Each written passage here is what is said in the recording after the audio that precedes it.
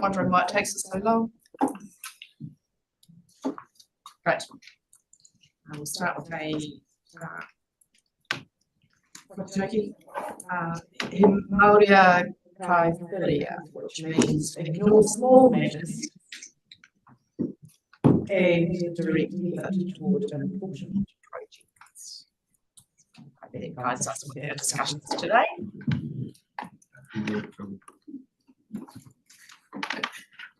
Now that I don't sound like coming from another planet, we will continue. I have apologies from Councillor Matheson and one for lateness for Councillor Pemberton. So, someone would like to move those, please. And seconded Councillor Young.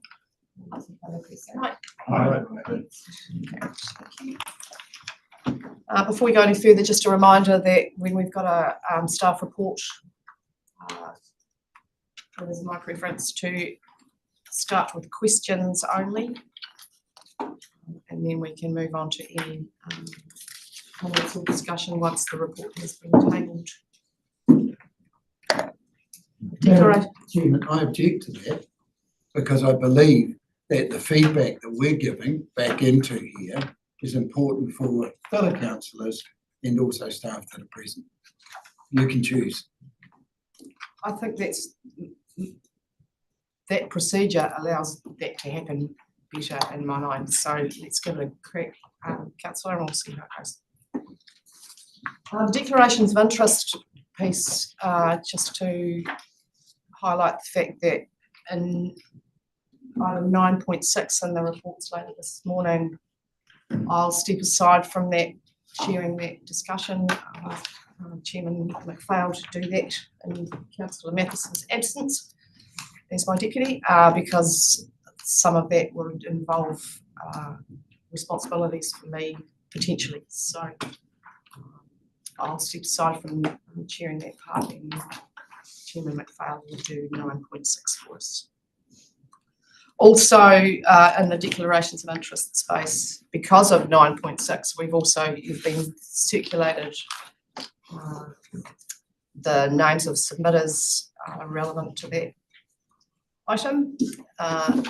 If you could have a quick look now and see if you've got any extraordinary conflicts there other than the previously stated in your declarations. Now is the time to say so. I'll give you 30 seconds to have a look at those when you're ready.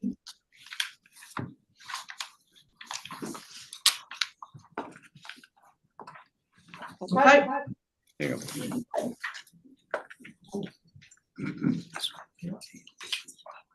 Right, I'll assume that nobody else has got anything there. So I've worked for a number of them, but one way or another.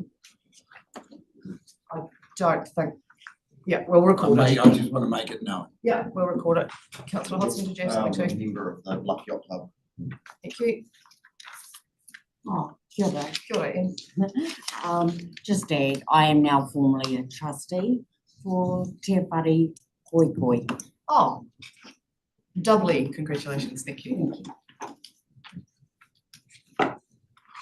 Okay, thank you everybody for being clear about that. That makes process and clarity easier.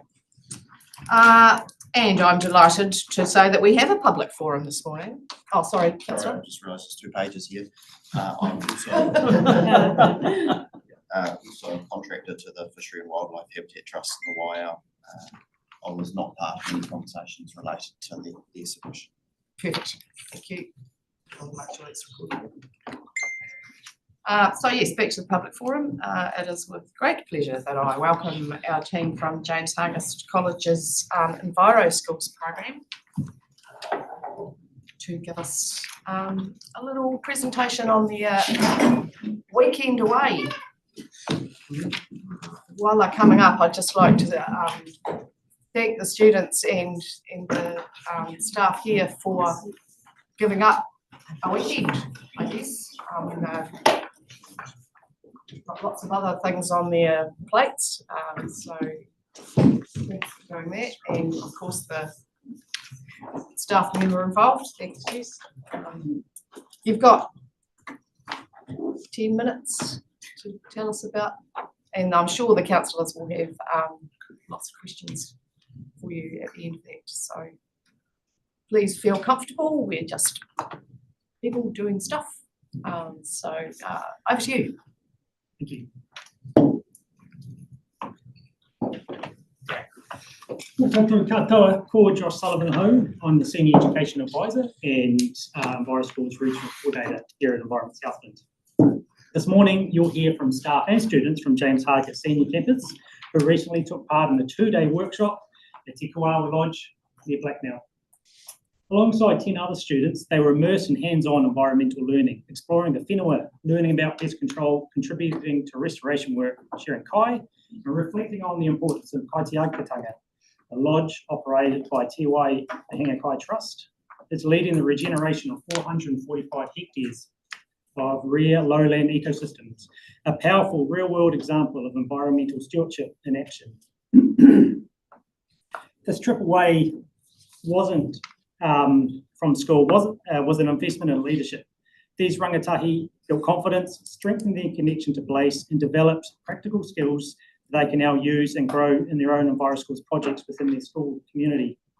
Workshops like this directly contribute to developing young environmental stewards, equipping them not only with knowledge, but with a sense of responsibility and belief that they can make a difference. I'd now like to hand over to the team from James Hargis to tell you more about their time away and their next steps.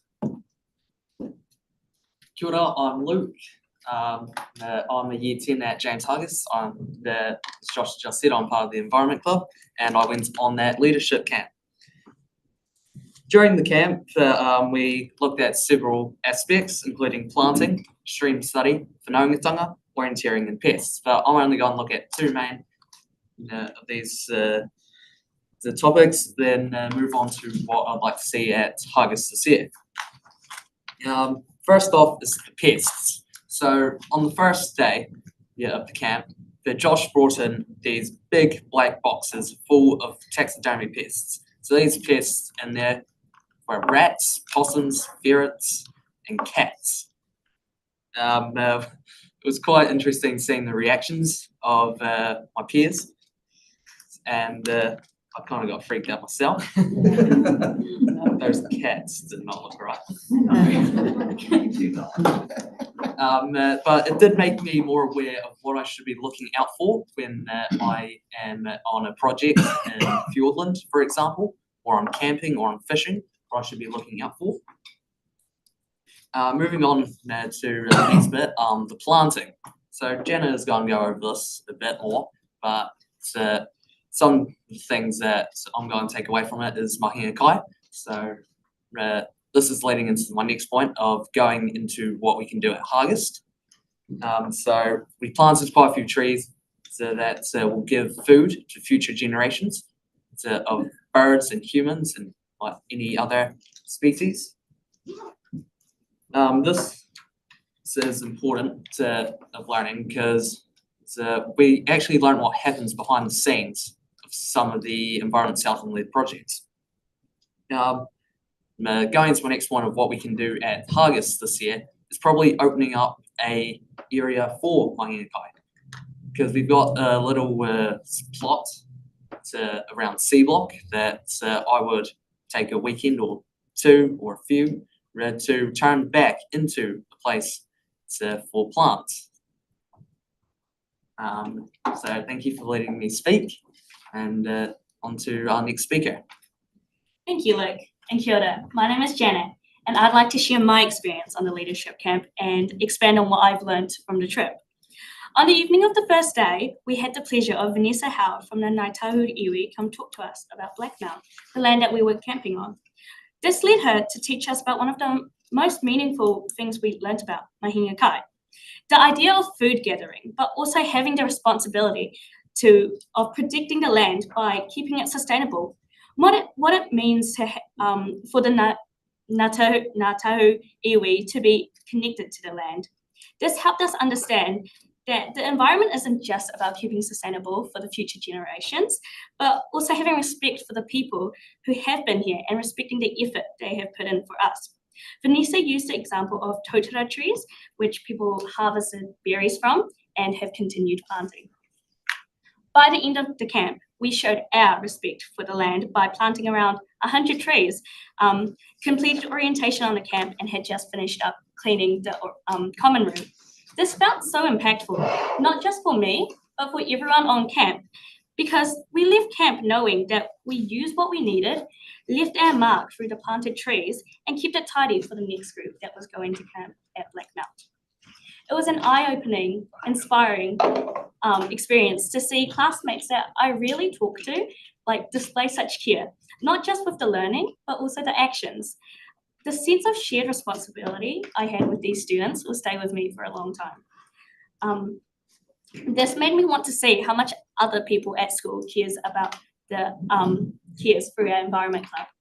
Moving forward, I want to normalise and build the mindset that caring for the environment and understanding the land that we are on should not be optional, but instinctive, something we share and have responsibility over together. I can see a beginning through a practical project in creating proper recycling bins for awareness. I know this camp will impact many more in the future and understand that we are the start and driving force of sustainability and respect for the environment in our school. We will start with action and continue with consistency. Thank you. And now I'd like Ms. Cross to address council. Okay, so Jessica Cross from James Hargis College. Within education, especially when we're talking about the extracurricular stuff, because this is outside the classroom, there's never enough money, time, or it's really hard to find the connections with the right people. And being part of the EnviroSchools program has really helped with this. This camp would have never happened without the help of EnviroSchools and Josh. He's been a great person to bounce ideas off of. We've been able to borrow equipment for projects within the school, such as tracker tunnels, and he's been able to connect us with different people and groups as we go through our journey. All of this has allowed our students to receive a deeper understanding of our taiao than I could have ever done alone. From helping out with the Waihopai Restoration Project, we had a hui last year, the students led in this camp. I've been able to see the students grow in leadership, knowledge, and connection to our taiao. So if you have any questions, I thought I'd keep it short. Thank you. Well done, you two. Three, actually. Excuse me. Questions, councillors? Councillor Morrison? As you reflect on the value that you took from the leadership camp, and then if someone was to ask, if you had a magic wand and could improve one thing with one magic wish, what would be the one thing you would want to change or improve upon based on the experience, reflections, learnings, or insights that you've had from that time? And I'm happy for each of you to share a different response. It doesn't have to be a combined response. Well, the values. So, like I said, we learned about mahi kai and respecting our land, and I've mentioned that we have been thinking of a practical projects such as proper recycling bins. We see this in parks, like we see it in Queen's Park, we see it around town in Invercargill, town in Invercargill. And I think if we begin with putting some proper recycling bins, I think not only would this support action for our students, but they'll also have the mindset that, we should be doing this for our environment, and there are the opportunities for us to be doing this, such as putting recycling in recycling bins. One thing that I would improve from the camp is probably going deeper into the area, because we're obviously close to Takitimu Mauna, which for quite a few of us is where we whakapapa to, the Takitimu Waka. Probably going up there and seeing the natural landscape, but I'd actually love to go for a hike up there one day. That could be something we could look at the campus here. I've got Councillor Rodway and then Councillor Gibson and then me. Thank you. Did you discuss the concept or the practice of makaranga and how this interacts with Western science and its application to a situation like this? Very briefly, Vanessa did talk about things like the Hebe's being used for stomach aches and things like that. But I would like to put that in the next camp a little bit more of that sort of stuff. Okay, thanks. Councillor Gibson? Have you been involved in the Enviro schools in the junior school? And if you were, how valuable was that as a learning process coming through the education system? So I started the Enviro Schools program back in year 7, so the first year which I started Hargest. Back then we mainly focused on planting. We went to the Waipopai Restoration Project and the Otatara Nursery. We mainly only focus on the plants themselves and not really the natural landscape. In year 8, the Enviro group did not run. However, in our science bracket, we looked at the restoration project and did a bit of planting there. We also did a bit of stream study. Yeah. So Enviro School came to senior campus last year, and I was in year 12. In year 11, that was my first experience with Enviro Schools, and we had been asked to help some younger students in an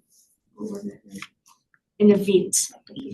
At the Hicho school, and it was really inspiring to see so many kids, like even younger than us, understand and see all of this environment stuff and understand why it's so important. And that really was really impactful, and I was really glad that we got to join Enviro Schools last year.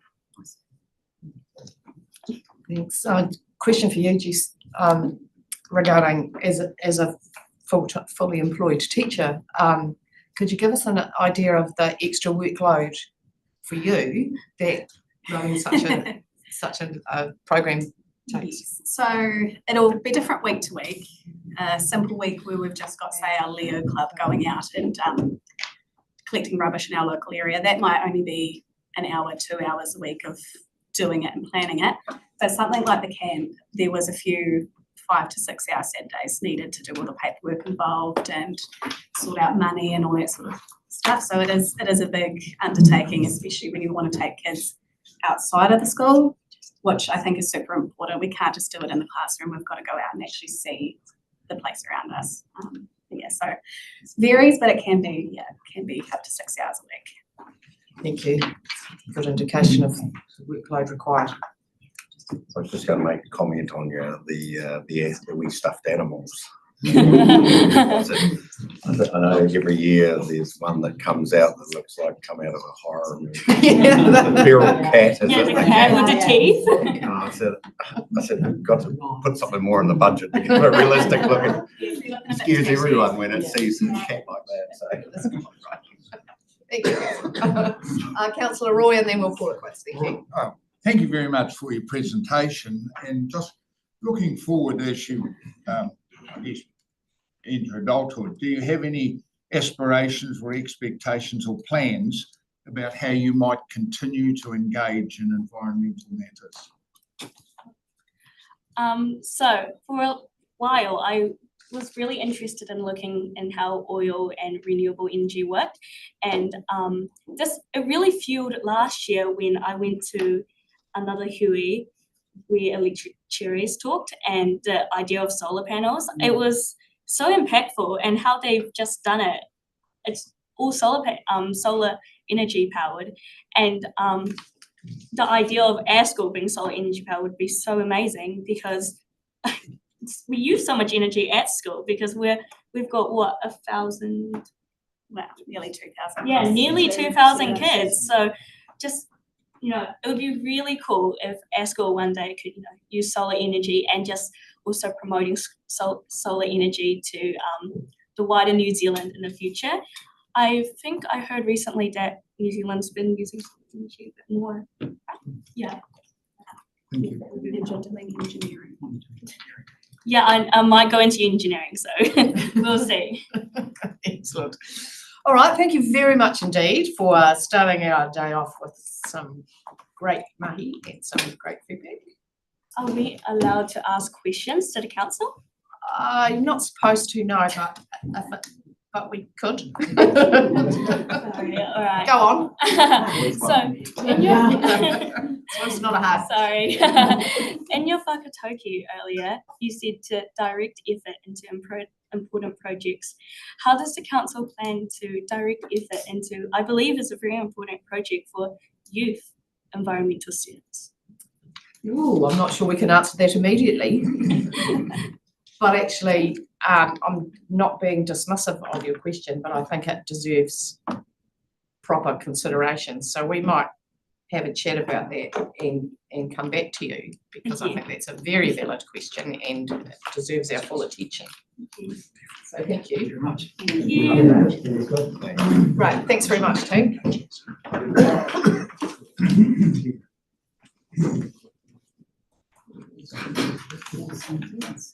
Sorry? Yes. Patsy answer anyway. Okay, folks, thank you very much for your really good questions of the young people.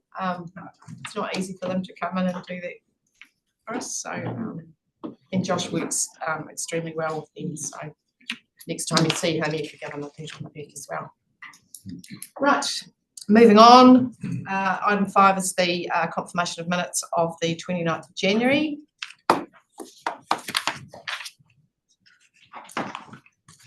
So, thank you, Chair McPhail, seconded, please. Councillor Morrison, any discussion on those corrections? Right, I'll put those then. All those in favour, please say aye. Aye. Next. Carried, thank you.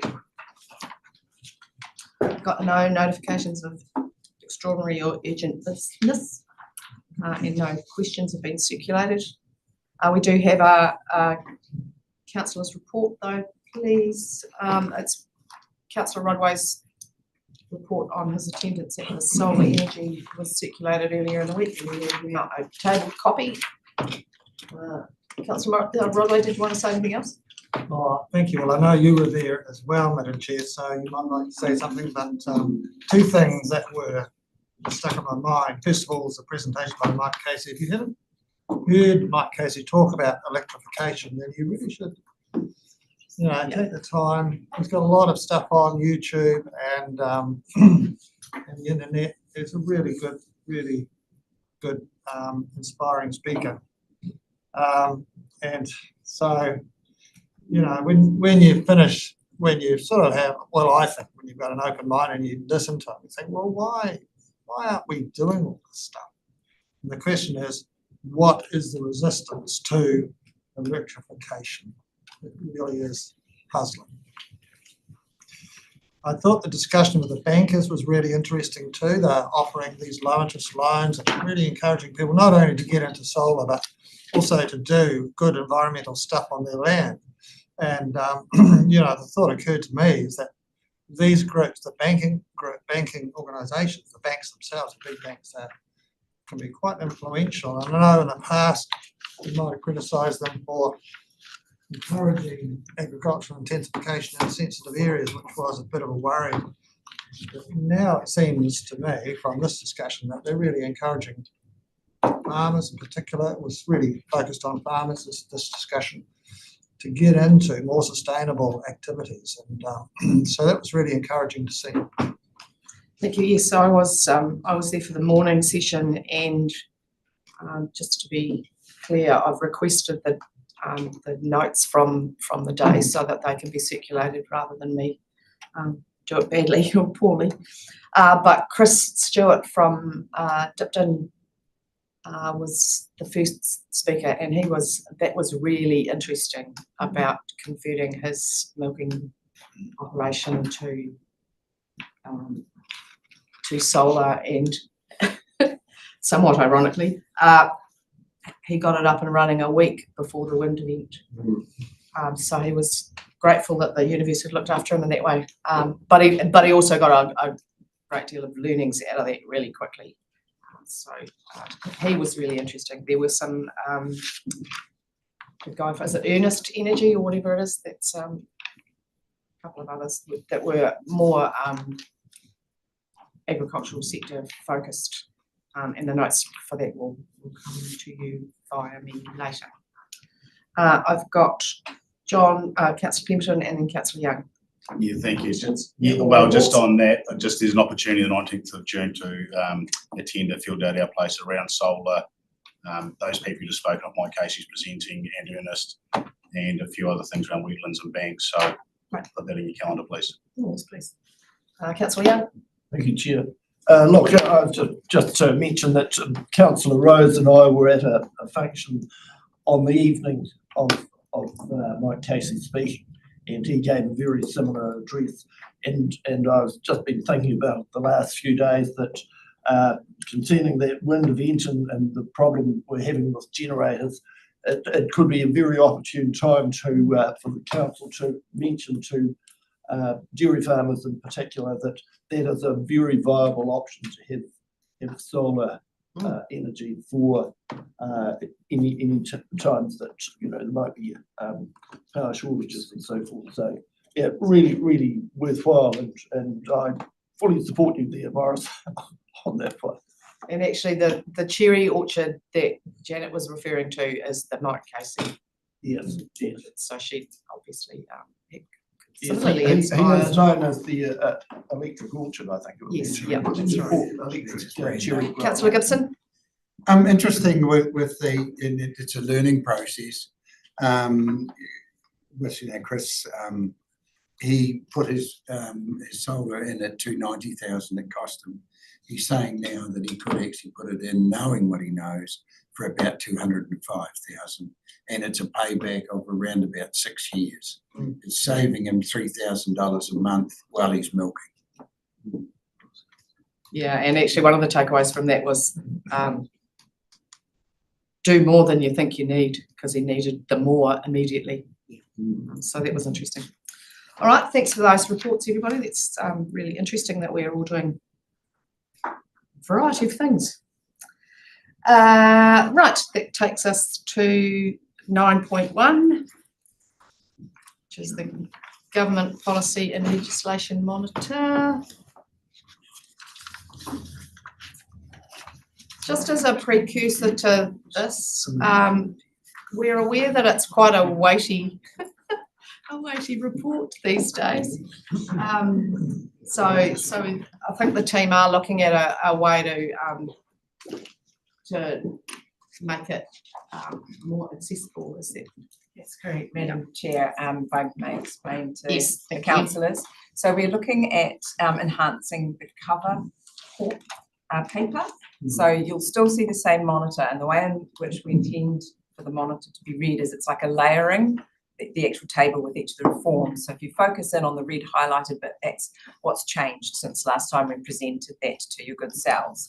However, what we also want to now do, and apologies, it's not in this one yet, we sort of discussed it and thought of it after, not in time for this agenda, but it's more to focus you on what are the top 5, top 10 things that you really need to focus in on, and how we're defining that is what's most impactful for both the business of Environment Southland, but also for Southlanders. So that's sort of the framing that we'll be looking at that. Sort of insights. Yeah. Right. Take it away. Tina Croger, I'll be presenting the policy monitor, going through 5 key updates that we'd like to highlight today. We'll start on page 20 of the agenda, the 2 resource management reform bills. We launched our submission on the 2 bills following the appropriate channels with input from staff across multiple teams, mana whenua, councillors and external stakeholders. The select committee is due to report back by June 26, with enactment of the bills expected in July. If the bills pass on that timeframe, regional special plans will need to be notified within 15 months, so by October 2027, and combined plans by January 2029. And on page 24, we have a suite of climate policy developments, such as the second emissions reduction plan released in January. This was amended to reflect the announcement last year that it won't be progressing with an on-farm emissions pricing system by 2030. Also, the new biogenic methane target for 2050 had been legislated, and changes to the emissions trading scheme forestry settings are progressing, with consultation having closed in February. These developments feed into the upcoming amendments to the Climate Change Response Act. The proposed amendments are designed to work with the new resource management system, and under that new framework, local government must identify priority locations for adaptation planning as part of developing their forest spatial plan. Once these areas are identified, territorial authorities will lead the adaptation planning for those locations, with Environment Southland supporting this work. We expect the amendment bill to be released soon, likely after the RM bills are ascended. Now moving on to the emergency management reform on page 26. We lodged our submission and spoke to the Select Committee last Wednesday and received positive feedback on the recommendations we put forward to strengthen the bill. The Select Committee report is expected on the 9th of June, with enactment expected toward the end of the year. On page 33, the first National Infrastructure Plan was released on February 17th, and the government intends to respond to its recommendations in June. Shana will speak to this in more detail later. And lastly, on page 36 is the Simplifying Local Government proposal. Our submission has been lodged with the Department of Affairs, emphasising that changes would undermine democratic legitimacy, underestimate the workload on mayors, dismiss contribution of regionally elected councillors, and risk institutional instability. At this stage, there are no updates on how this proposal would interact with the Southland reorganisation process currently underway with the Local Government Commission. And that brings me to the end of my report. Thank you, nice to know. Questions? Councillor Rodway. Oh, yes, thank you. Going back to page 22 about the farm plans, which is still up in the air by the sounds of things. I wonder, Madam Chair, whether this council needs to get a bit more active in this area. It's just intolerable. I think it's ridiculous how it's being pushed on and on. And we've got the provision in our water plan. Federated farmers are saying, oh, you don't need to worry about it. But actually the farm plans provide a really good opportunity, as we know, to solve many of the problems that we have. And the thing I'm thinking of in particular is the nitrate contamination of our groundwaters, which affects our rural community more than anybody else. And farm plans, I see, is an ideal opportunity to look at those farms on those sensitive soils to get them to change the way they're doing things. And, it's a really big issue, and yet we're hamstrung by this lack of progress from the government. And I think we need to I suppose we have been doing a lot, but we need to start getting a bit cross about this, I think. Thank you. Yes, thank you. Through you, Madam Chair. We certainly have not been asleep at the wheel out there with farmers, and I just heard this morning, sitting in on our farm plan program control group, that the freshwater team are now working with 187 farmers and making substantial progress to supporting them to complete and move towards certification of their farm plans. And I've actually asked them to track it on a graph because the growth looks very much exponential. So we've had a huge success in terms of engagement. We've done it field days, we're doing drop-ins, workshops. We are out in front of, we're going to, I think, every catchment group, and having quite enthusiastic response from the farmers we're speaking to about the support that we're able to offer them, and it's just tracking on. They showed me today actually also a map, and so we're working this into a reporting format, and the coverage that we're seeing in terms of farmers actively working on or already have certified, because it shows both, across Southland it's spreading. It's starting to look like a bad case of measles. With regards to their communications, we are working very actively with industry representative groups on ensuring that we have targeted comms, so that we're saying it in a way that farmers hear, using the right channels, and looking at a very collaborative approach to ensure that our communications around the why, which is both regulatory but also it's an important business tool, but also what it does to support farmers make those environmental improvements over time, which the plan requires, so that our communications across the sector are integrated in a way. The other thing we are doing is, I think Liz is probably on the phone to ministry officials weekly in terms of ensuring that we are informed as the current position on any initiatives that the government is doing in terms of the regulations, in terms of the Order in Council, on farm plans as well, and what they are wanting to do going forward, which we do acknowledge is causing a bit of reticence in the farming community with regards to getting on and completing their farm plans. Certainly, when we're talking to our dairy farming cohort, many of them already have farm plans because they're required to by their processors, and that provides a very solid foundation, and there's not a lot more they would need to do to meet the requirements of Appendix N. So we're definitely hearing very positive, I guess, intentions and actually seeing them backed up by action in the farm plan space.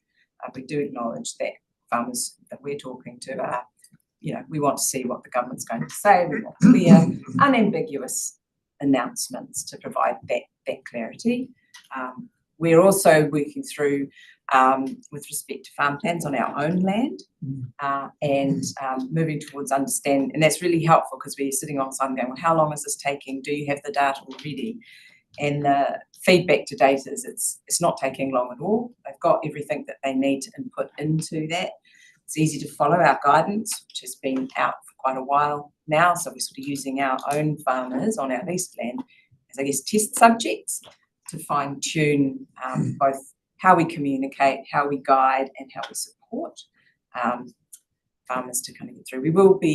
We are looking at also shaping up a briefing to councillors because a lot has changed since we last briefed you on farm plans, which was on the 24th of September last year when this council were pretty fresh out of the box. And so we want to prepare an update, particularly when we get a bit more clarity from the government around exactly what they're going to do in this space. And we'll come to you with this is what we think it means for Southland and Southland farming community, for the environment, and for us as a regulator in the farm plan space. Okay. Did I come back? Thank you, Jen. Well, just for clarification, councillor,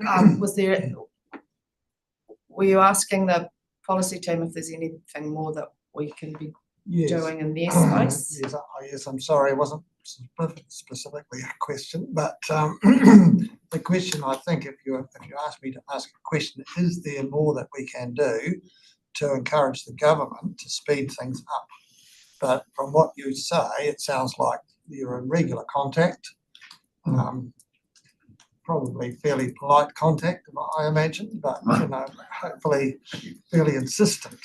Because it's a real problem. Through you, Madam Chair, I think that characterises it well. It's insistent and increasingly firm about ensuring that the needs of our community are met and ensuring that we are able to deliver the required environmental improvements right across the board, from water quality, nitrates, etc. Farm plans are a core tool within our regulatory system, and it's something that has broad acceptance as being, that is the tool that will deliver those outcomes. Thank you. Thank you, councillor. There's quite a list, so be patient, please. We've got Councillor Roy, Councillor Morrison, Councillor Rose, Councillor Young, and Chair McPhone. So, Councillor Roy, you're up. Thank you. Much what I was going to say has been covered by Hayley's response, but I think if you talk to farmers, they just say, well, we got to do something else. This is just another imposition. And what we haven't managed to sell is this will be a benefit to you. It will add value and it will allow you to do things without having a consent if you've got a comprehensive farm plan. And that's where we need to actually be selling it.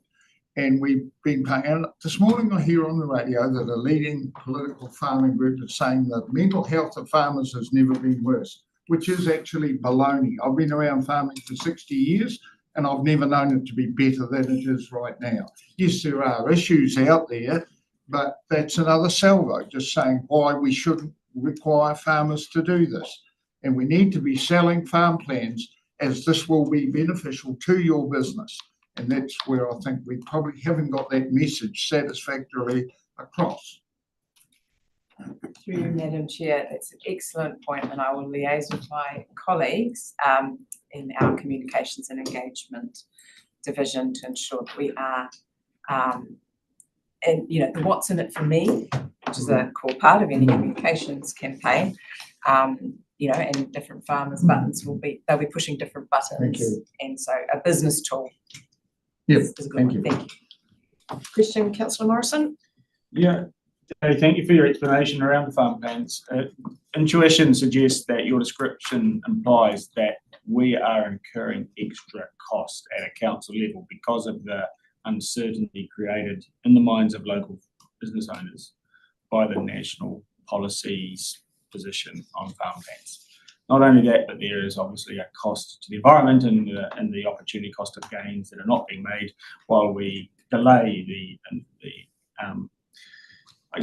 is there any way that we can estimate the cost to our council and to ratepayers because of this uncertainty imposed upon us by the national government position? Because we must be expending additional resources in communication, engagement, etc., to try and make up lost ground and to reduce the uncertainty in minds of our rural businesses. Good question. Through you, Chair. Yes, excellent question. I would note that the funding that's provided to the team that are out on farm supporting farmers as they move through their farm plan preparation and towards certification is central government funding. However,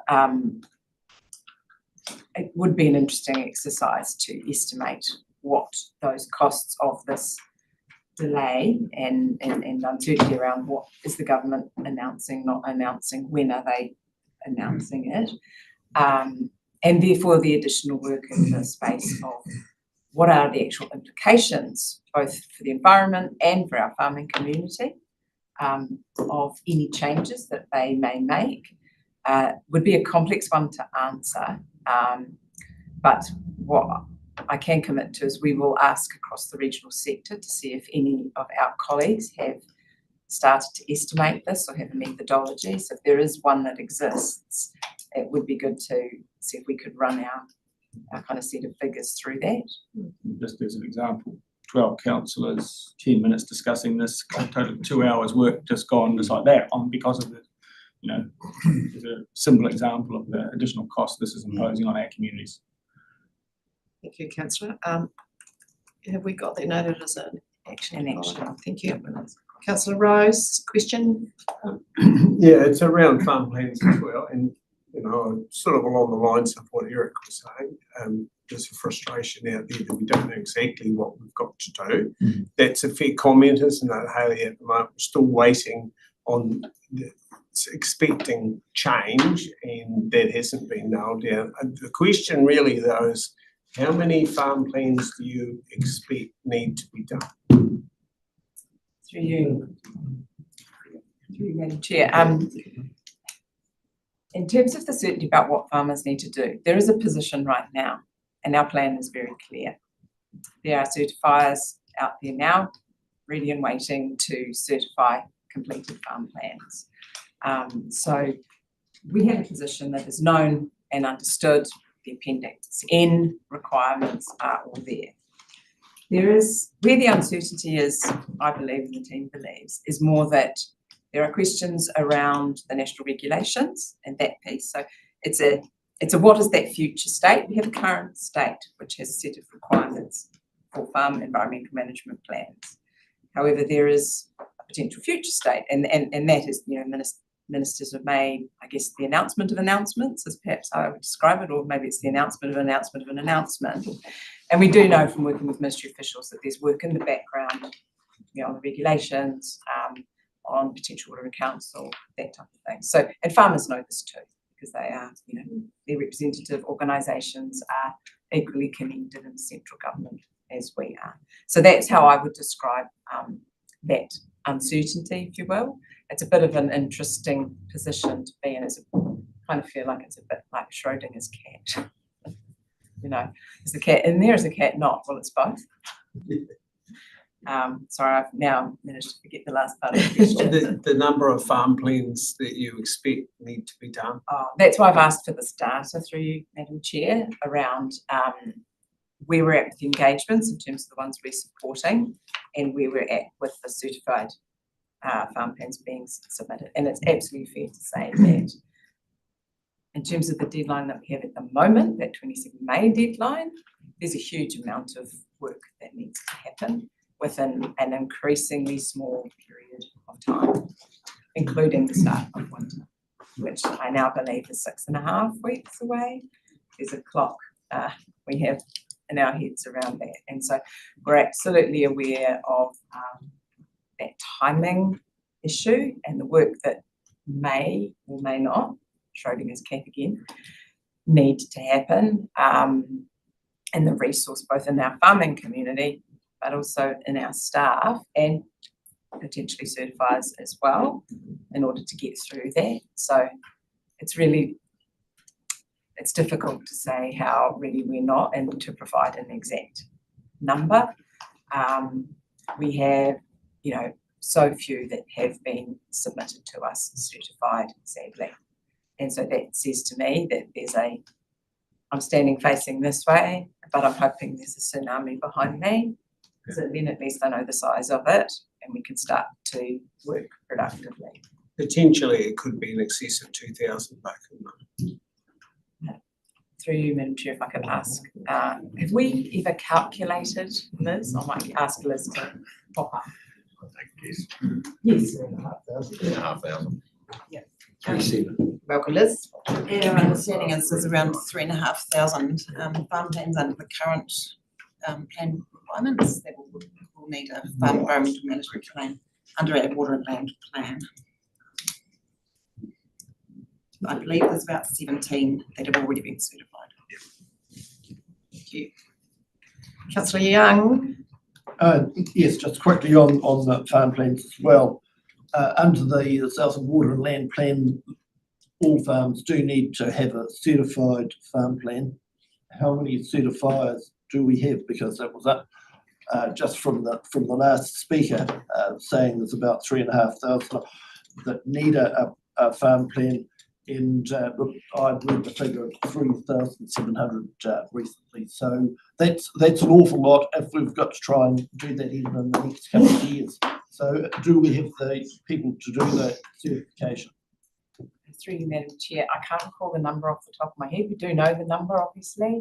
I will get that and provide it to the councillors shortly. I'll just email the team. 25. Can I just clarify, we don't have them? No, we don't. No, we don't have them. No, but there needs to be a number in the southern area to do that. There's 25. Chair McFarlane, you have the next question? Oh, do I? Yes. Excellent. The data. Just in regards to farm plans, I think that just for the new ones around the council, about 16% don't have any form of farm plan, I think was a figure. Whereas the dairy industry's all got a lot, and a few in between. I'm all for farm plans, mainly due to the fact that it probably will, I think if a farm plan certified, done correctly, set up right, it should, and I've always sort of indicated that maybe the consent shouldn't be there. It will be doubly not. A farm plan will be stricter than a consent, especially holding the consent and understanding how they work. Because anything in that consent will have to be in that farm plan, managing effluent if it's a dairy farm. So just putting it out there that farm plans are hugely important. But and also on the political side of things, anytime I get hold of an MP, which there were a few around at the field days, it was just saying, get on with it, because we need to know where they're going to put their peg in the sand, so we can actually understand where they're coming from. We have to work around it, or until we know that information, it's bloody hard to work out what we can do. And there's obviously indications from certain MPs that have been coming down here and speaking that the rules are going to get there's going to be rules even in our water land plan that might not be able to be enforced. And they're saying farmers are allowed to farm with a few rules. That's from some of the senior leaders in the central government. So I'm a bit weary of what's going to happen with our rules down here. And that also comes into the thinking about the cost. Councillor Morrison indicated about the cost. It's costing us talking about this all the time. We've invested, I'd estimate, 15, 20 million on our water and land plan, regional forums, all this stuff. The cost of not utilising that, it's pretty minimal what we're talking about here, but it's actually all the money we've invested already to understand what we're dealing with. And you know, there's a wee bit of feeling that that's going to be pushed aside for central direction. And that's a bit of a worry for people down it. And it might sound good in the short term for some people, but long term it's not. The problems aren't going to go away, and we've got to sort some of this stuff out.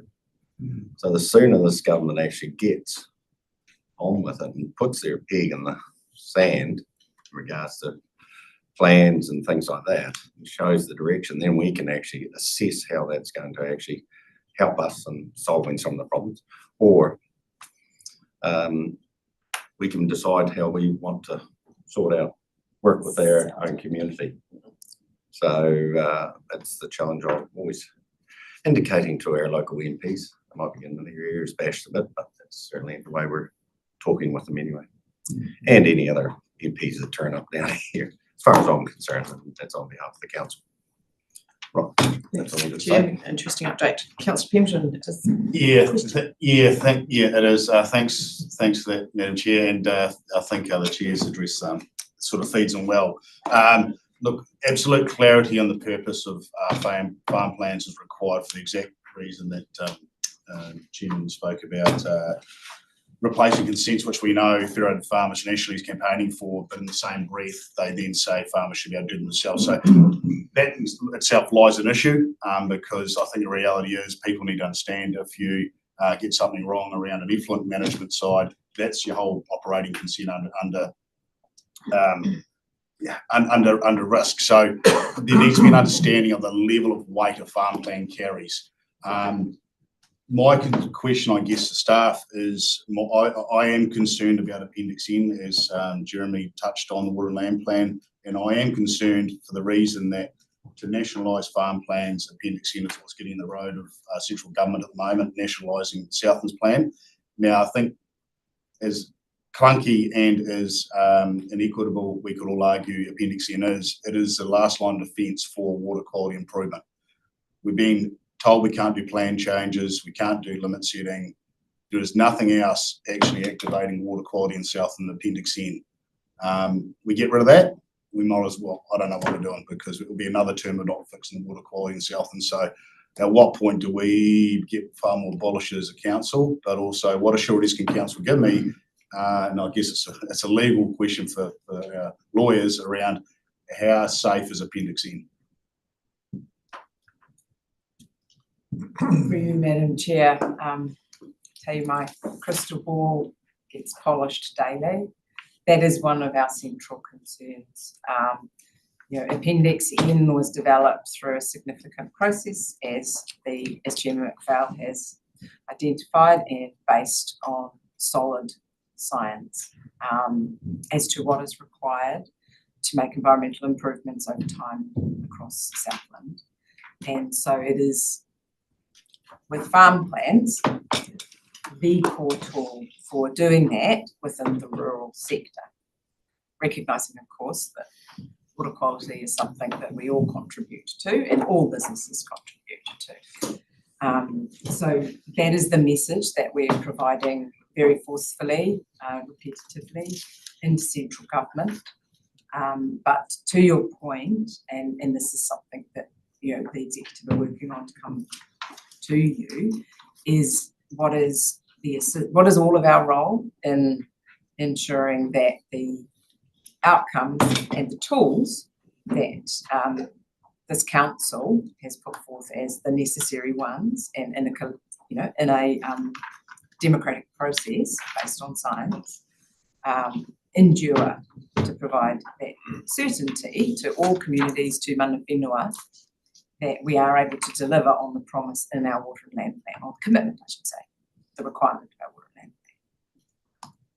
So there is work going on that will come to this council about what that plan looks like for your discussion, debate and decision. Reality is going to be a political decision.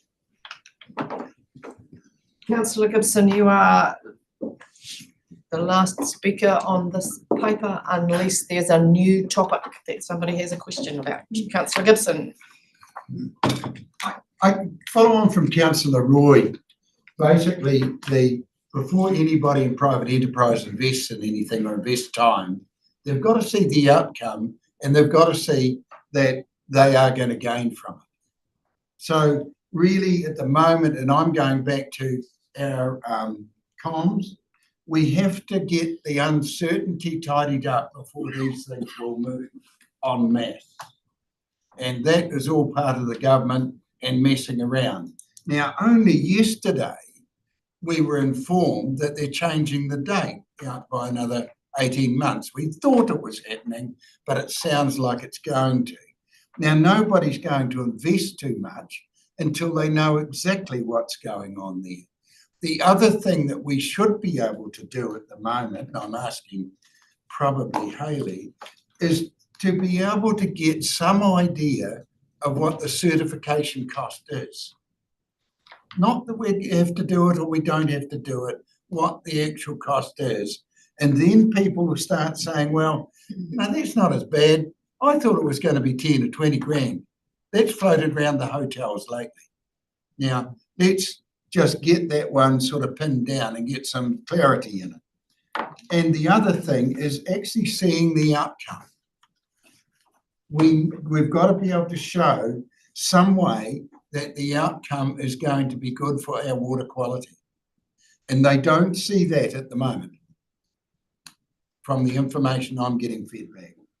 So to get out there and get people enthusiastic about that, I can hear Morris saying, and I agree with him, we've got to do something about it and get our water quality better. So we're just going to get them on side and move it forward in private enterprise. Councillor, is there anybody that's got a question about anything else in the policy monitor? Thank you, Councillor Pemberton. Sorry, just a quick one. Just regarding the loan, well, just the solar on Stewart Island. Follow the link. Can only get much information. There's nothing there around what we're aiming for. There's a providence for affordable power for the island, and anything. It was pretty much just a statement from the mayor and staff, really. So, is there any way? Because I just know with the work we put in, how we're trying to be transparent with our work on the rivers, with the money for the flood protection. Is there any way to access more information? Actually, I guess if we're moving to the space and more spatial planning, that we're across what's happening in other councils with their plans. Through you, Madam Chair, effectively, but we can do some more work on that. The Stewart Island situation is pretty unique. 100% diesel generation down there at the moment, so it's very volatile to price changes in diesel, so that affects power prices. So, yeah, long-term solution on the island is pretty high priority for South Industry Council, and we can do some work to see what else we can find. Rest assured, I will fit into that spatial planning process moving forward around security of supply. Thank you. Yes, we're finding that out. Thank you, Councillor. Right, would somebody like to move that we receive the report, please? No. Thanks, Councillor Rose. Seconded, Councillor Gibson. All those in favour, please say aye. Aye. Carried. Thank you. Interesting conversation. Yeah. 9.2 is the strategy, policy and regional planning update. Thank you, Liz and Marcus. Kia ora, again, this paper is a joint paper between Marcus and myself and reporting what's going on in our teams at the moment.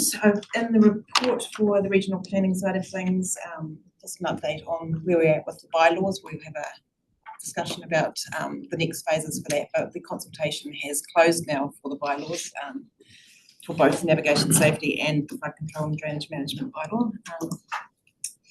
The plan modification request that we made through the Minister for Resource Management reform has been discussed, and this gives an update as from where we last reported on it. The Minister has agreed to investigate the options that we've provided, which has triggered a formal process at the Ministry of Environment. They now run an investigation process. They'll do an economics assessment and make sure that the changes meet the requirements of the Resource Management Act. It's likely, I think I've written down there, about end of March, April, their report will come to us for comment. So we'll bring that to you in some form just to show what they might be looking at doing with our water and land plan. So just a reminder, that was around the wetland and sediment traps, positive action provisions. There was some around gravel and maintaining gravel around to protect our infrastructure. Not just our infrastructure, but the region's infrastructure. And the other one was around farm plans, so I said that word again, for just to make sure that the 20 to 50 hectare gap that we've got at the moment is addressed in some way. Wait and see what the investigation report comes out of that. The rest of the report is really business as usual. Natural hazards inquiries are still firing the way through, and the regional transport team are working. They've had their first regional transport committee meeting last week, the week before. That was well attended.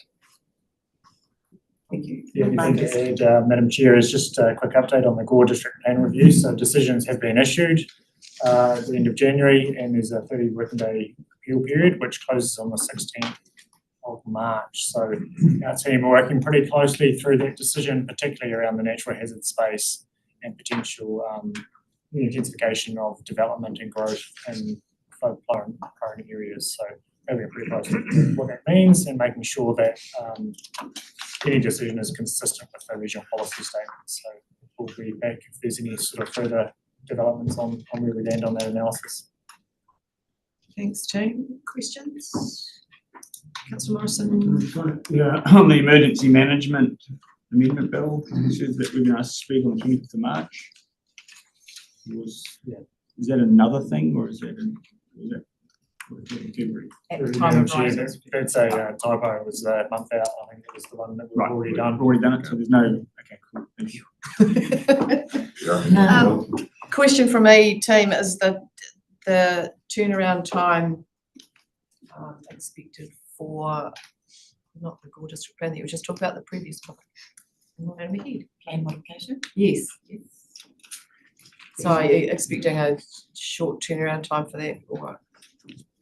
There's still a process that needs to run, so it drags out probably until July-ish, and I think timeframes are on here because there's still a once we've given our feedback to the investigation reports, then those people that are potentially affected by the changes need to be consulted with. So we're not quite sure what the scope of that reach will be. We don't manage that project, although we will help the ministry with it.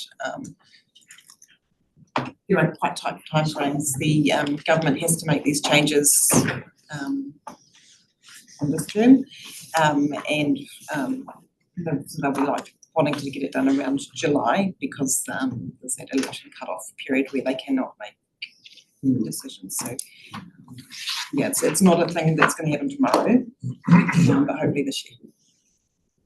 Thank you. Any other questions? Would you like to move the recommendation to receive the report, please? Thank you, Councillor Hodson. Seconded, Councillor Young. All those in favour, please say aye. Aye. Against? Carried. Thank you. 9.3 is the Climate Change and Community Resilience Portfolio Update. Welcome, Anka. Lindsay. Kia ora koutou, ko Anka Hepgood aho, and I have with me here today Lindsay Roberts, who's just recently started with Environment Southland and is assisting me with this work stream. Introduce yourself. Yeah, you've pretty much covered it all. Kia ora, I'm Lindsay. I've been here for 2 months and been assisting Anka in this space. And learning as much as I can from it. So. Great, welcome. So this agenda item is on page 42. The most recent update I provided was to the previous Strategy and Policy Committee in August last year. So this paper covers a bit of the background of the Regional Climate Change Working Group workstream. In the previous triennium, there were two major milestones, which was the adoption of the Regional Climate Change Strategy in 2024 and the adoption of the Regional Framework for Action. We've brought along a couple of hard copies with us for particularly new councillors. If anybody would like to have a hard copy to browse through at any stage, we've got more copies for anyone that would like one. So the purpose of the strategy is about setting the aspirations, and one of the key things about that strategy is that all councils and Te Amarama are effectively on the same page with the direction we're going to respond to a regional climate change issue. And then the purpose of the framework for action is about what do we need to do to start progressing towards those aspirations. As part of that framework, one of the key things going into this triennium is that we're going into phase 3 as such, which is ongoing climate action planning and doing this alongside the long-term planning process. And so the first workshop for the new group is next week, 12th of March.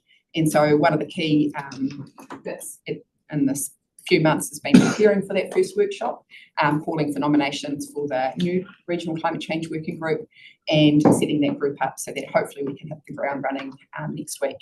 So if you turn to page 52 of the agenda, which is that shows an illustration of the Regional Climate Change Working Group structure. You'll see that there are the names of the councillors that were on the Regional Climate Change Working Group during the previous triennium and the names of those that are on it for this current triennium. So there is some continuity, and there's also a mix of new faces as well. So looking forward to that first workshop next week to see where that group is going to land. So as part of that preparation, induction meetings have been held with most of those new governance representatives. And there was an induction document that was prepared to support that, and we've included that as Appendix 1 of this item.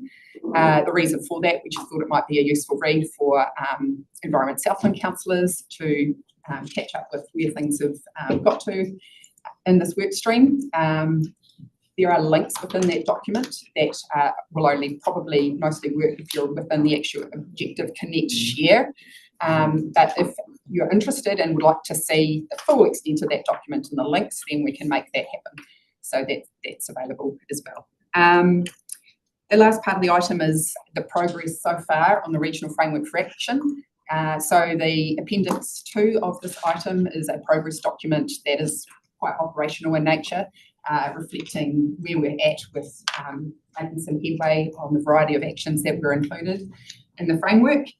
Some of the key highlighted ones have been pulled out as bullet points in the actual paper. Basically that document was prepared to help keep the Regional Climate Change Working Group up to date with where things are at and inform where we're at in terms of ongoing action planning for this new triennium. So happy to take any questions on where we're at. And if anybody wants any more detailed induction on the previous triennium, also happy to make that happen. I wonder if Councillor Morrison has got something to say that's not a question. Well, no, I'm going to offer a first thing as a question to the staff, and even though I work closely with the first one, it's great having Lindsay on board, and I think it'll provide redundancy and continuity, because UNCA's not bulletproof. I guess what I was going to ask is, from where you folks sit in the staff capacity, what would you articulate as the greatest challenge in the 6 to 12 months ahead as we dive into this work in greater detail?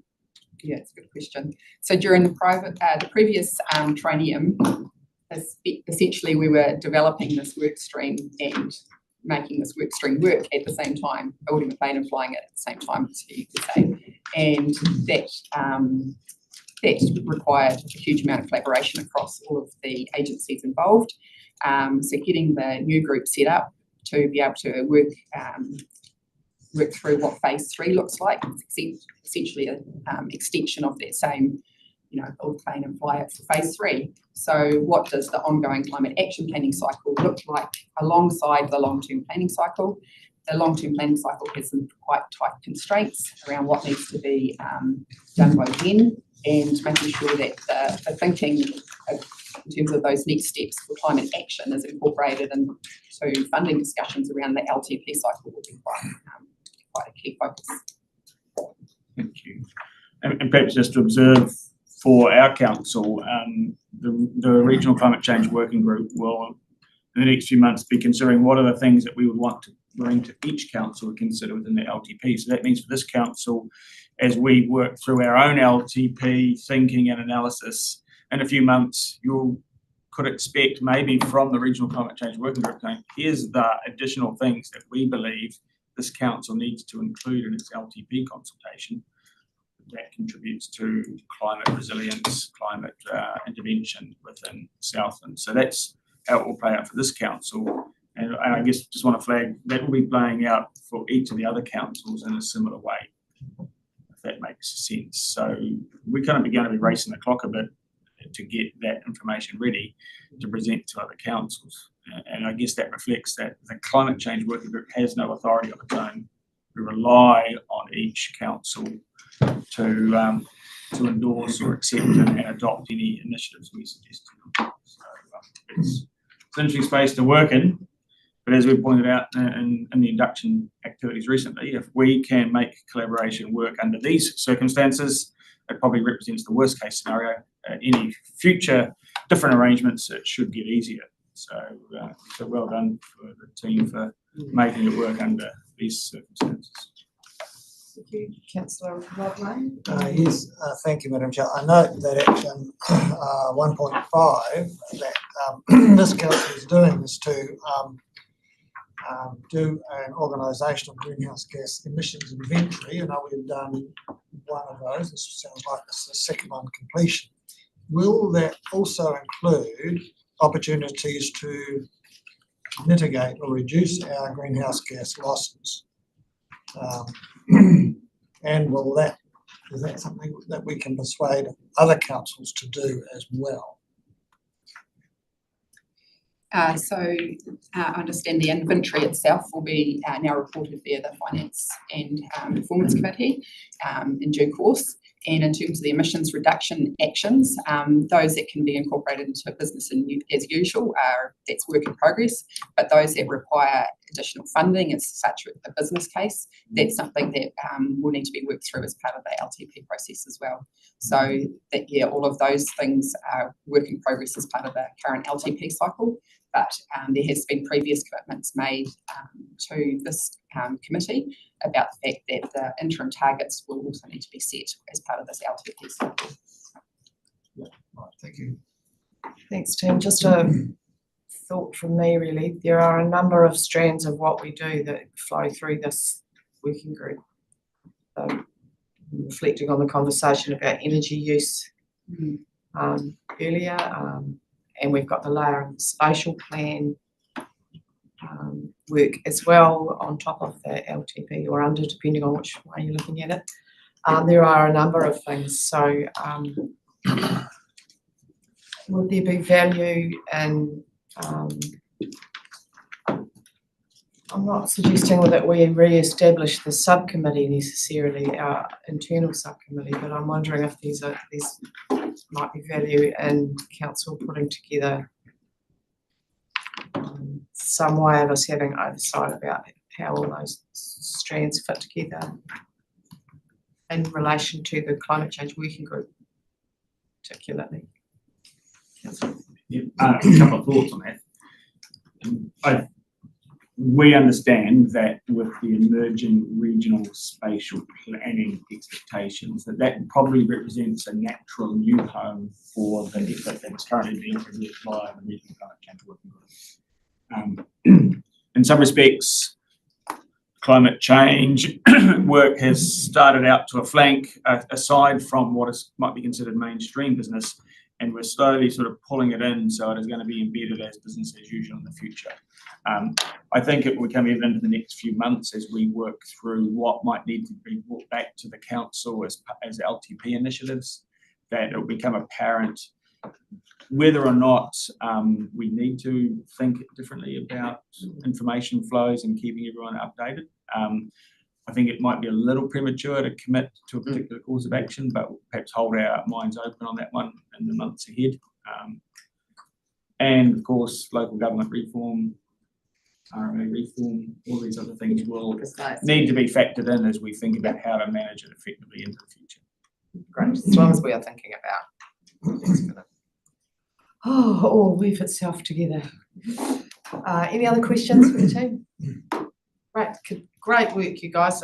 We appreciate that it's been uphill. Maybe you've had a plateau for a little while. So thanks very much for your continued efforts. Somebody like to move that recommendation, please?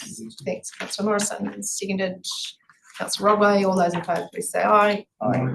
Against? Carried. Thank you.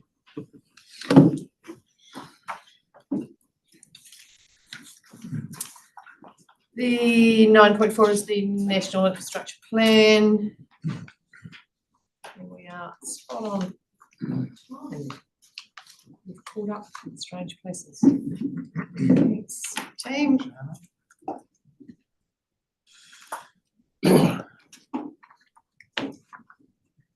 Tēnā koutou. This report briefs the committee on the final National Infrastructure Plan, which was released on the 17th of February. With a focus on the key elements that this council commented on in its submission lodged in August 2025. So to provide a background, the final National Infrastructure Plan was released a few weeks ago, as mentioned earlier, and it aims to provide a practical pathway for developing and manage New Zealand's infrastructure over the next 30 or so years. And it builds on the recommendations of the strategy released in 2020, 2022, and it follows consultation undertaken mid last year. As we are well aware of, the plan notes that New Zealand has been investing a lot in the infrastructure space, about 5.8% of GDP every year over the last 20 years, but in terms of efficiency, we rank towards the bottom of OECD countries. To resolve that issue, the Infrastructure Commission has made significant recommendations along with 4 themes for change and 10 priorities to inform government's policy making going forward. The 4 themes include understanding infrastructure need and associated costs, better stewardship of existing assets, prioritizing projects that deliver the greatest value, and creating a more efficient regulatory environment to support effective infrastructure development.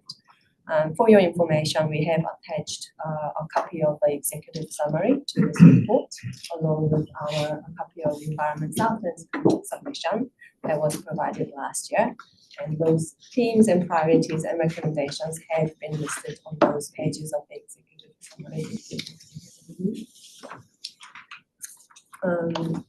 So the data behind the plan includes the information shared online on the National Infrastructure Pipeline platform, managed by the Commission since 2020. And as of September last year, the pipeline included nearly 12,000 initiatives across planning and delivery with a combined value of $275 billion. Now moving on to discuss the Council's submission that was shared last year. The key recommendations in Council's submission included strong support for the effective use of spatial planning as a critical tool, a recommendation for aligning between the plan and other national directions, including national policy statement on natural hazard decision making. And lastly, the Council provided a strong recommendation to explicitly include flood resilience assets as a core component of the plan and to adopt a broader understanding of flood resilience infrastructure. That was based on the need to highlight the importance of flood resilience assets. The draft plan had a huge gap in terms of recognizing flood resilience assets as an infrastructure. So that was a key point of our submission.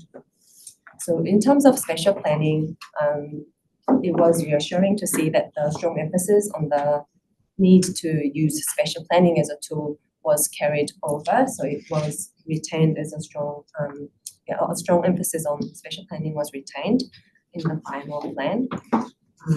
And with flood resilience, that was the most important point from general council perspective. And the most significant change that was achieved that there is now a strengthened recognition of the importance of flood resilience infrastructure. For example, references to flooding increased from 11 in the draft to 80 in the final plan, highlighting a substantial shift in emphasis.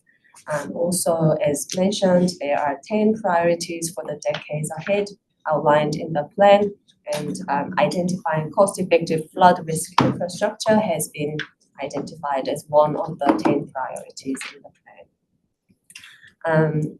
In addition, the Commission noted in the plan that there is a need to explicitly acknowledge the central government's direct stake in flood risk management.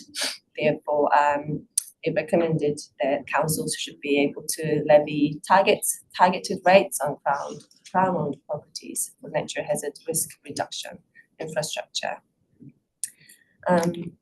Additionally, the plan has, in one of the appendices of the plan, there's a sector summary, and flood resilience infrastructure has been identified, has been included as one of the standalone sector within this. So that is a good win for the regional sector.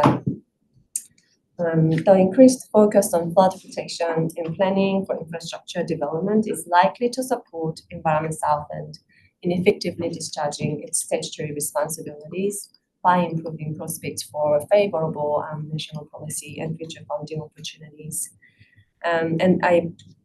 Staff believe this serves as a strong example of how Environment Southland's proactive engagement alongside the broader regional sector, including Te Urukaika, can influence the quality of national level infrastructure policy. It should be noted that the plan is not a statutory document. However, it carries significant weight as a key national strategy that guides policy direction in the future.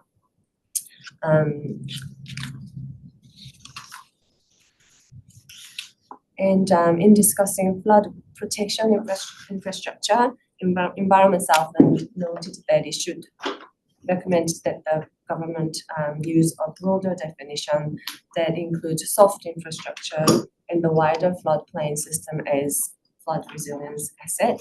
And while this recommendation was not explored in detail, the plan did recognize, sent a signal supporting that approach by acknowledging nature-based solutions as viable methods for mitigating flood risk in the sector summary. In the report, we briefly noted that there is a gap in the plan in terms of the forward guidance provided on as a table on one of the pages of the executive summary. Flood resilience asset has not been included in that table, which can be a gap because that table is supposed to inform investment decisions in the future. We suspect that this gap is due to the fact that the flood protection was not initially considered as a big part of the plan, but given the elevated visibility of the flood resilience assets, we suspect that the Commission will try to address the gap going forward. As an observation, one of the key messages of the Commission has been sending to the central government through the plan is to undertake a more thorough planning and prioritization before embarking on new major projects such as state highways of national significance, and this has been highlighted in the media recently as well. and that could uplift smaller regions, possibly in a positive way, where maintaining existing assets is more important compared to the bigger urban centers where new developments happen at larger scales. So I just wanted to note that for your information. And staff will continue to support council in its engagement with central government, given the various wins that we have achieved as a council along the way. And staff will endeavour to undertake more impact assessment going forward to inform your future decision making. Thank you, Charlotte. Question from me just around the point you made about the guidance not being from paragraph 13. The information gap, so to speak. Is there anything that we should be doing to help them get that done? Through you, Chair, I could suggest to the team that perhaps we have a follow-up correspondence with the Infrastructure Commission to highlight that gap and illustrate the challenges that the gap presents to appropriate flood protection and resilience in Southland. It's something we could absolutely do. And that would be important as we go into our LTP planning. So encouraging them to get it done efficiently would be quite helpful, I would think. Question, Councillor? Yeah, look, I initially when I looked at that, so we're talking about 81 and 82, aren't we, as being areas where they projected forward. It was interesting, it seemed to be just a sprinkle around on almost on population-based stuff. And as you say, without our flood stuff in there, then we're looking at 1.3%, so 2% of the population sort of following on. So I really hope that comes through when you look at Northland, similar population, but 11% and knowing that most employees and stuff. So, yeah. Is that sort of your observation of it? Because it looked like it was initially just a sprinkling around on, roads of national significance. I always thought are probably more roads of political significance. So it looked to be a bit like that was what was happening here. But yeah, hopefully you can get the flood stuff in. You should bump it up. Thank you. Any other questions for Malcolm? Great. Somebody like to move that recommendation, please? Thank you, Councillor Evans. Seconded to Councillor Rose. All those in favour, please say aye. Aye. Against. Right. Thank you. That takes us to 9.6, which is the appointment of hearing panels for consideration of submissions on. Oh, sorry, I'm ahead of myself. 9.5. I just want to get out of the chair. That's what's good. Sorry. I don't mean to, minimise your item, Marcus. 9.5 is the retrospective approval for submission on Invercargill City Council Housing and Code of Practice. Thanks, Madam Chair. Thank you, sorry. I don't paper is read, but I guess note two short things. Lindsay, now sitting at the table, has done a heap of work in the background of this submission. It was right hot on the heels of a number of other submissions being generated and promulgated in a very short few weeks. So we're running pretty thin on resource, but we managed to get it in there and get it done. But I would like to highlight Councillors' attention to paragraphs 15 through 18 of the submission, particularly in the sense that some of the area proposed for upzoning or intensification were in the flood zone relating to the Opuni Creek. So we opposed that part of the plan change, particularly around preventing further investment in private development in that space, which is consistent with our Southland Region policy statement and also consistent with the stance that we took with the Board District plan change coming through. But yeah, pretty short paper, just retrospective approval. Apart from saying thank you for putting in such a good and positive actually submission, because there was a lot that we were able to support, which was great. Not that we should do it just because we can support it, but because it's a good idea. So thanks for getting that done and short circumstances. Are you moving, Oh, no, councillor I've got a Rodway, you've got a question? Sure. Yes, that is interesting, that one about the subdivision and potentially floodable areas. What evidence have we got to show that this is a potentially floodable area, and what is the risk? Is it a low risk or high risk or? Through you, Madam Chair, that area flooded in 84 floods down the Otapuni there. So we've got historic flood photos on our internal system that indicated there was water flowing through that area. And I presume it will be part of that bright, more broad, LiDAR-based 3D modelling moving forward. We'll be able to get a better picture once that works its way through the prioritisation process. But yeah, we're not opposing the whole plan change. It was purely just those areas where there is potential risk. We don't want to exacerbate or further delay adaptation around natural risk. Councillor Roy? I was just going to say, this is retrospective. I think it's captured with council's positions. I'm happy to move the recommendation. Thank you, councillor. Seconded. Councillor Pemberton. All those in favour, please say aye. Aye. Yes. Carried. Thank you. Great work, team. Now we move to 9.6. So at this point, I will step aside from chairing this item and ask Chair McPhail to carry on. Step aside. I'm quite happy to if it helps people forget that I'm. I may be here. That's all. Right. 9.6 appointment of hearing panels consideration for some missions on bylaws. Let's lead this discussion. Yeah, as I indicated earlier, we've completed consultation on the two bylaws that we have here in Environment Southland, the Flood Control and Drainage Management Bylaw and the Navigation Safety Bylaw. Submissions have been received and the submission process has now closed. We are getting the odd late one coming through. So at the moment, we've got 14 people wanting to be heard on both of the bylaws. This requires a hearing. There are a number of recommendations here. The recommendations is that in line with the resolution from council that we appoint 4 or 5 people to then create from council to then create individual panels, hearing panels of 3 people. My recommendations in this report that the chair of these panels hold the chair accreditation for making good decisions, and at least one of the other members have the Commissioner's training certification. This isn't a requirement for local government processes, it is for resource management processes. However, it is super useful and it guides the rules around natural justice and that align to both processes and the hearings. So that is my recommendation.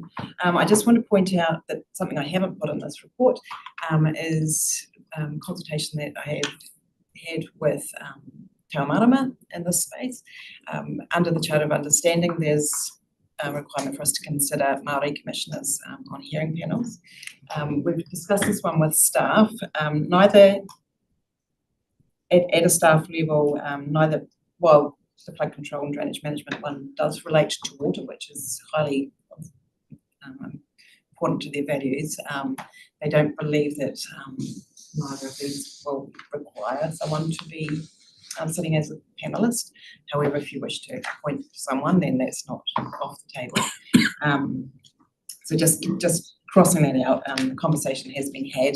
We've had Te Ao Marama staff working with us as the bylaws have been created and also sitting in the implementation side. So they are part of the process. However, we're not recommending that there is a need for one just now. Just the other thing to note when we're appointing commissioners, panelists, that we need to be mindful of conflicts of interest, and that's why I've circulated to you who has submitted, just to make sure that you've got a heads up now, rather than when you get to a hearing and go, oops, I'm closely related to this person, or I actually want to submit it. So I believe that was addressed earlier on in the committee meeting, but if this is another opportunity for you to consider that before you put in nominations. So just to be clear on the conflict of interest, it's if you've already put it down in your register, it's okay. It's just if there's any other names that pop up, if you're associated with companies, which I think most people have said this too much popped up. John, Yeah, it's a whakamatuna. yeah, which we'll know that anyway.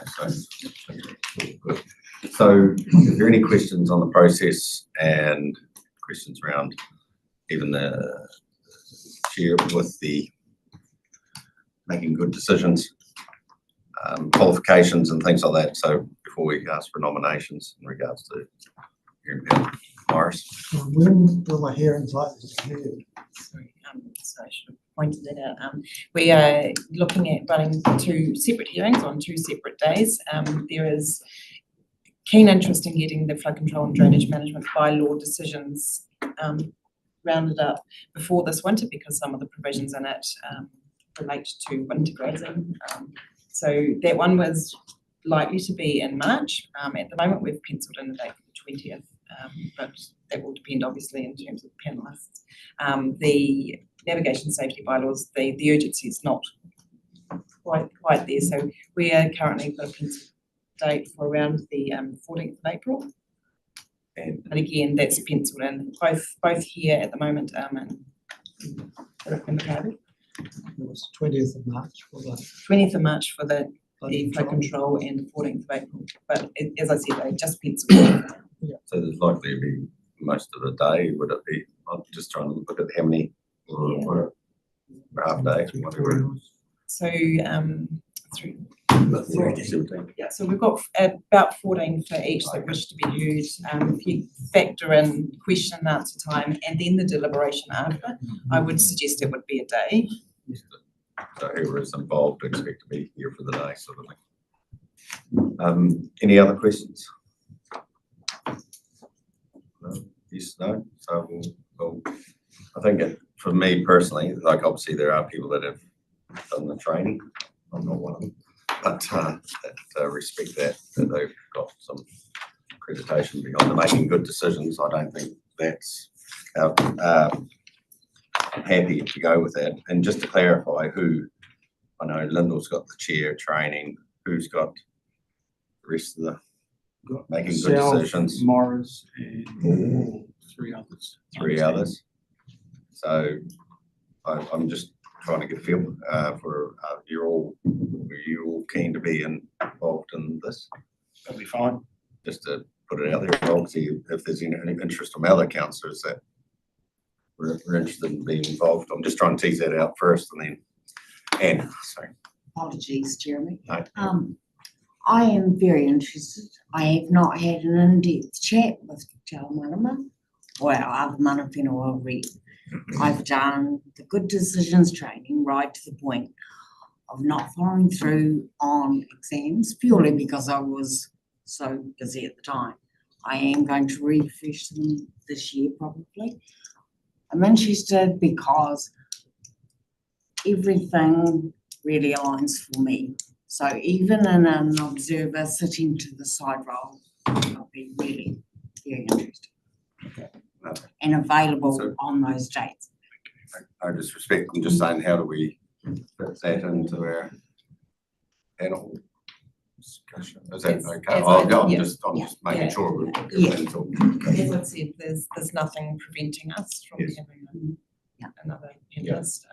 It doesn't need to be a council member, except for the resolution from council back in the 10th of December was that it refers to a councillor, but I don't see that as necessarily being an issue, even if you wanted to add an extra person onto the panel. Yes. And just noting that the recommendation is that while the chair have that certification and at least one of the panelists have certification, that leaves an option for others to be part of the process to learn from it and maybe I just wanted to emphasise that point.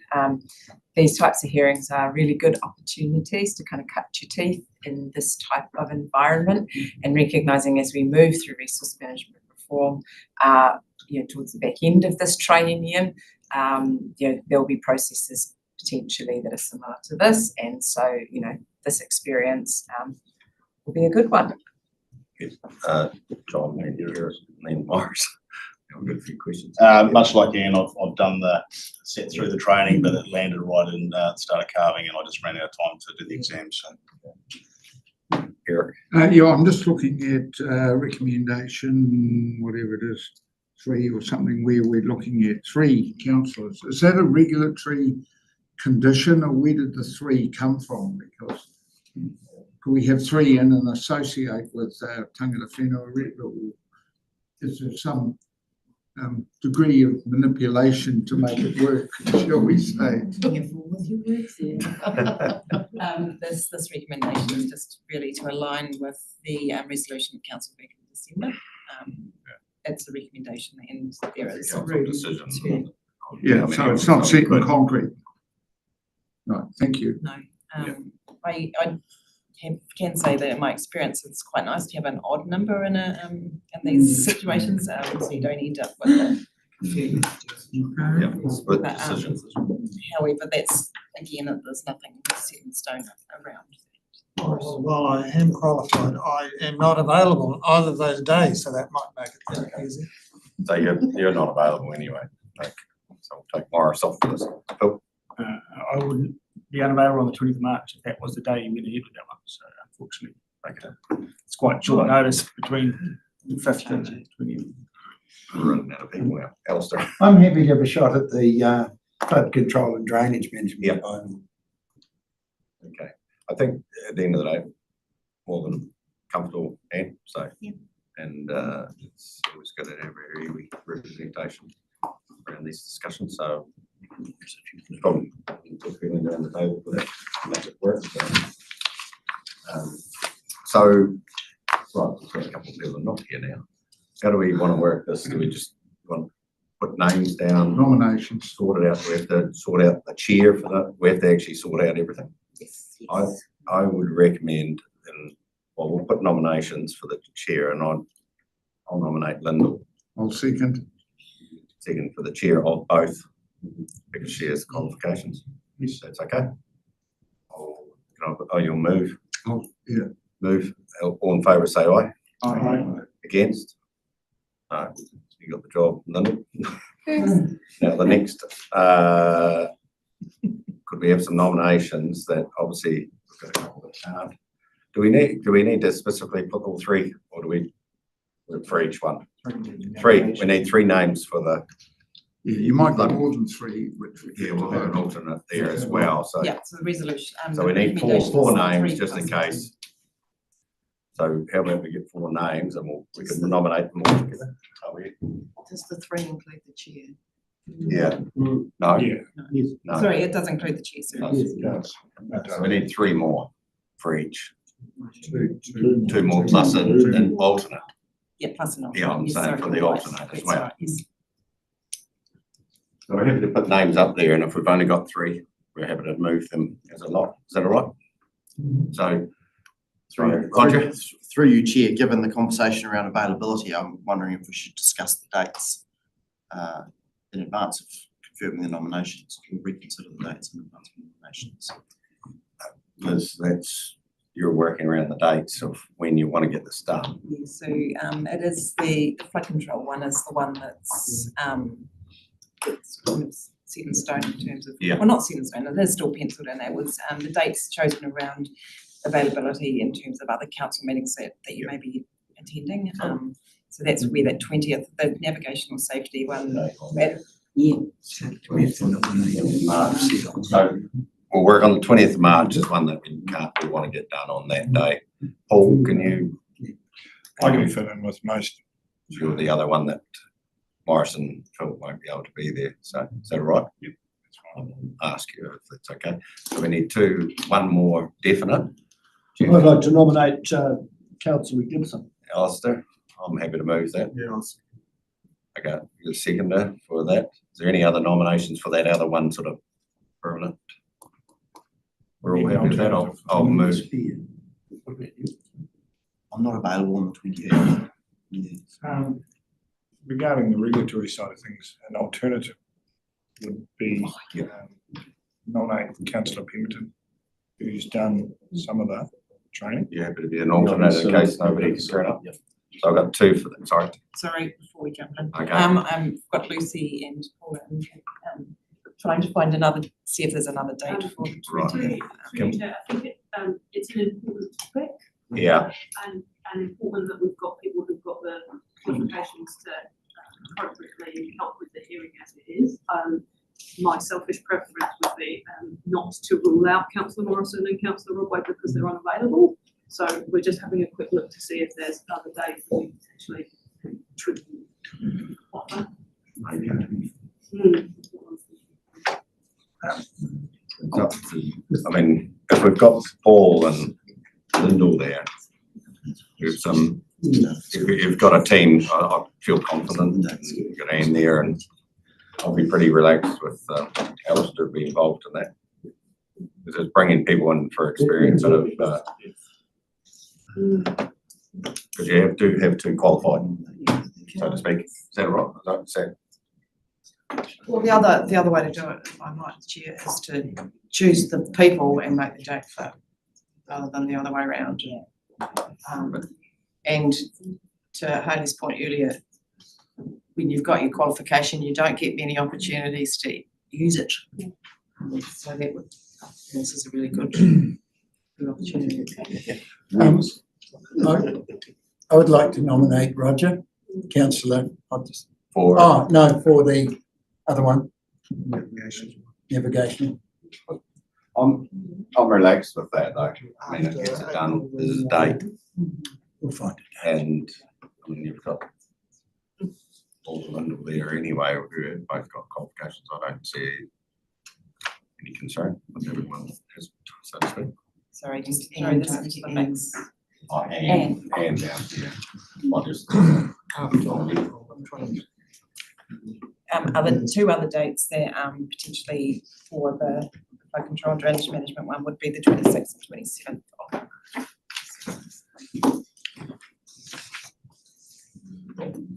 just say I am available, don't know whether I am or not. I can usually make things. 27th is the High Country Fielder, gone. Phil can't make. I can do 26. Yeah, I can do the 26th, and any date after the 20 April, after the 21st,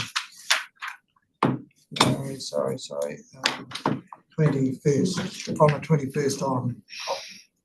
I'll ask a question of the council, is it, do you feel that you need to be have good making decisions on this panel or not? I just want to see a raise of hands on, we've got. I think it's good to have, I think it's good to have. I think it's preferable. Yeah, well, we got two, but I'm just saying a third doesn't need to Especially for the flood control. So you want, raise their hands that they, if there is available, the nominees must have a making good decisions qualification for that flood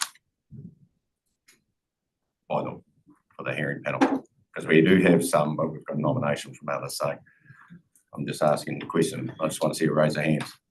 Is that all right too? In regards to, do you think you should have qualifications for all of those nominees for the flood bylaw? Especially on the flood control. Or is it open to, yeah, so who thinks you should?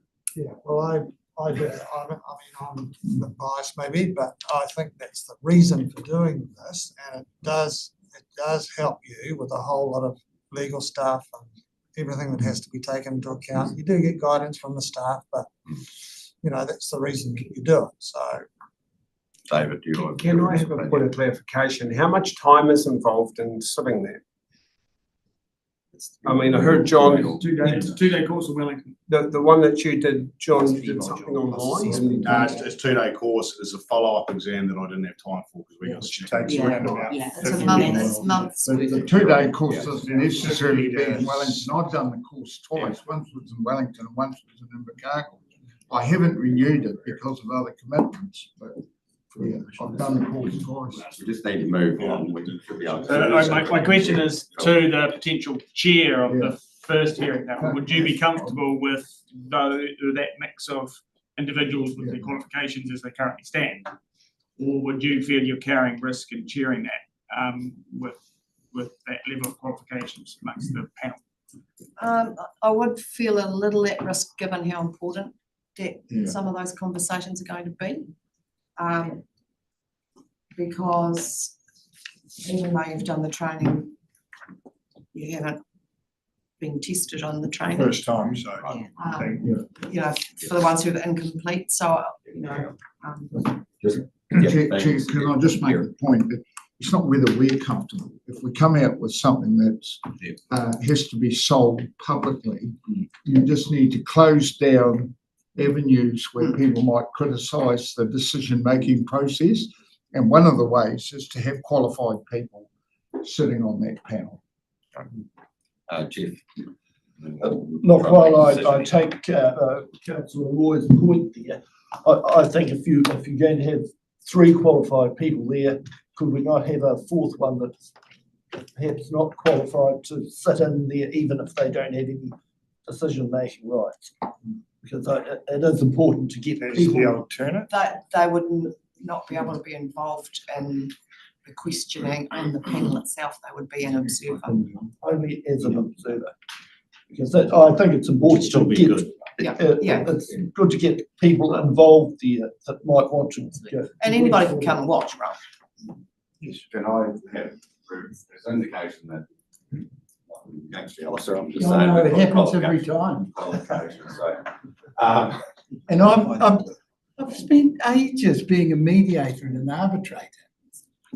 But okay, wipe it off. okay. Right, well, what, so it either has to be, Phil, turn up. If we change the date. Yeah, I can do it on the 26th if you. Yeah, I can too, but who wants to do it, I'm happy with that. Okay. Will do. Let's change the 26th. John's the alternate. Well, I'm not qualified though. Trained. Trained. Don't know whether I am. We're all trained, we just haven't done the exam. Okay, so leave that there, we can do all stuff at the end, just move to agree to all that. You don't have to be comfortable, please. Yeah. Someone else that's more experienced on that. Right, navigational safety, who, we've got Councillor Ludlow, we've got nominated of Hodson again. Well, Mr. Chairman, I thought it was after the from the 21st, and that, but not on the original one of the 14th. Again, do we want, we've got to basically flow on the same. I'm available. Yeah. Phil and Paul, I should say, Paul, you're on this one. Yes, I'm available. Just trying to share the love. Sorry, Chair, just with regards to trained, yes, just need to highlight the simple fact, by sitting the 2 days in Christchurch is not trained. It does give you a lot of information, but it is the workload that you put in during and before the exam that shows where your learnings have come from. So it's quite an exceptionally difficult process. So yeah. Nearly caused divorce in our house several Yes, times. yes, so a wee bit like that So too. you've got with 1, the- 2, 3. Yeah. And Yeah. do you still want to be on the other one too? Yes, Be involved in that? yes, and I'm available. I've already got to put them in. And between you, Could I be the alternate on this put an one? alternate on this for that.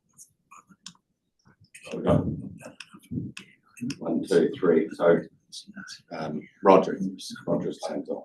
Take me off. Right. Right, we've got that, people qualified, other nominees, structure there. I'll put that as the motion, well, part of the recommendation. Yes? Yeah, I'll go through the recommendations in regards to that if we can. So, is there any other, I'll ask once and for all, any other questions? Discussion? And we'll go through the recommendations. Okay? Nothing? For, just to make it clear, that the panel will make recommendations and they don't have delegation to make the decision, so the recommendations will come back. Come back to the council. Okay. Let's go through these recommendations. We obviously received the report. We appoint 3 names to be inserted to form the hearing panel for the draft navigation safety bylaw. We will insert those names. Chair Ludlow. Yeah, and nominee 1, 2, and sorry, Morrison. Other side. You do it. I'm sorry. Navigation. Chair, Councillor Ludlow, Councillor Rodway, Councillor Morrison. No, I'm the alternate. Alternate, Councillor Evans. That's the 1, 2, 3. We have Anne as a observer title. Sorry. Each way. We'll Sorry. We'll work that I'll out. double check the reference there. And Phil as the alternate. Yes. Can we just get clear, so anyone can sit in on these hearings if they want to get experience, so just clarify on that. They just can't sit. And is this discussion could be dealt with in a bit of an agreement going forward on hearings here, and that might motivate a few of us to Yes, sort out. that's probably a good action point. I know, councillor Hudson's keen to sit his. Just to clarify, sorry, I've got a question. They can, is it the same as committee to ask questions or points of clarification, or just sitting in, the hearing panel do all the work? Jeff? Thanks, Chair. Did I hear right that that the hearing panel will come back to the full council? Yes. To get. That's a recommendation. So there's no real weight of responsibility on the panel as such. If we are questioned, it will come back to council. You'd expect that they would have a pretty firm position on. There is a weight.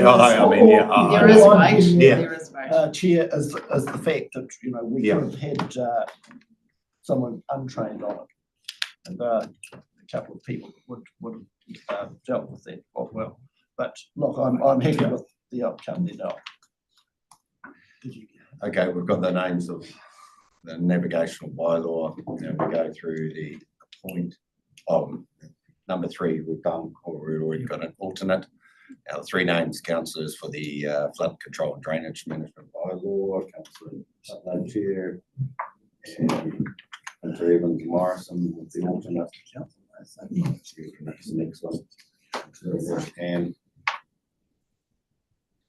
yeah, so that covers all the recommendations. So that's the names. They get inserted into these 1 to 5 recommendations. So I'll move that.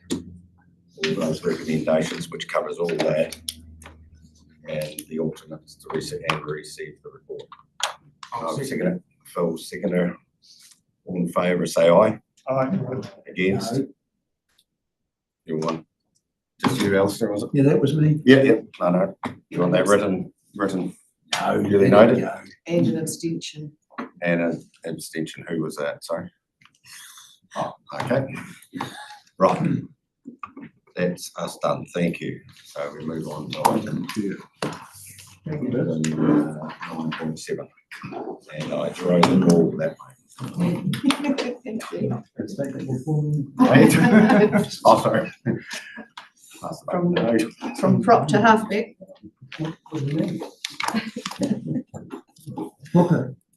response. Hang on. Not mine. Let's just not stop my this, let's just, call. That takes us to 9.7. Thank you, Chair, for doing that complex task. The update on councillor requests. Hani, do you want to illuminate any of that? Absolutely. Not gonna like the answer to first Yeah. request, No. councillors, my apologies. There was a request to increase the font size on the. He's not agenda here today, don't worry. Minutes.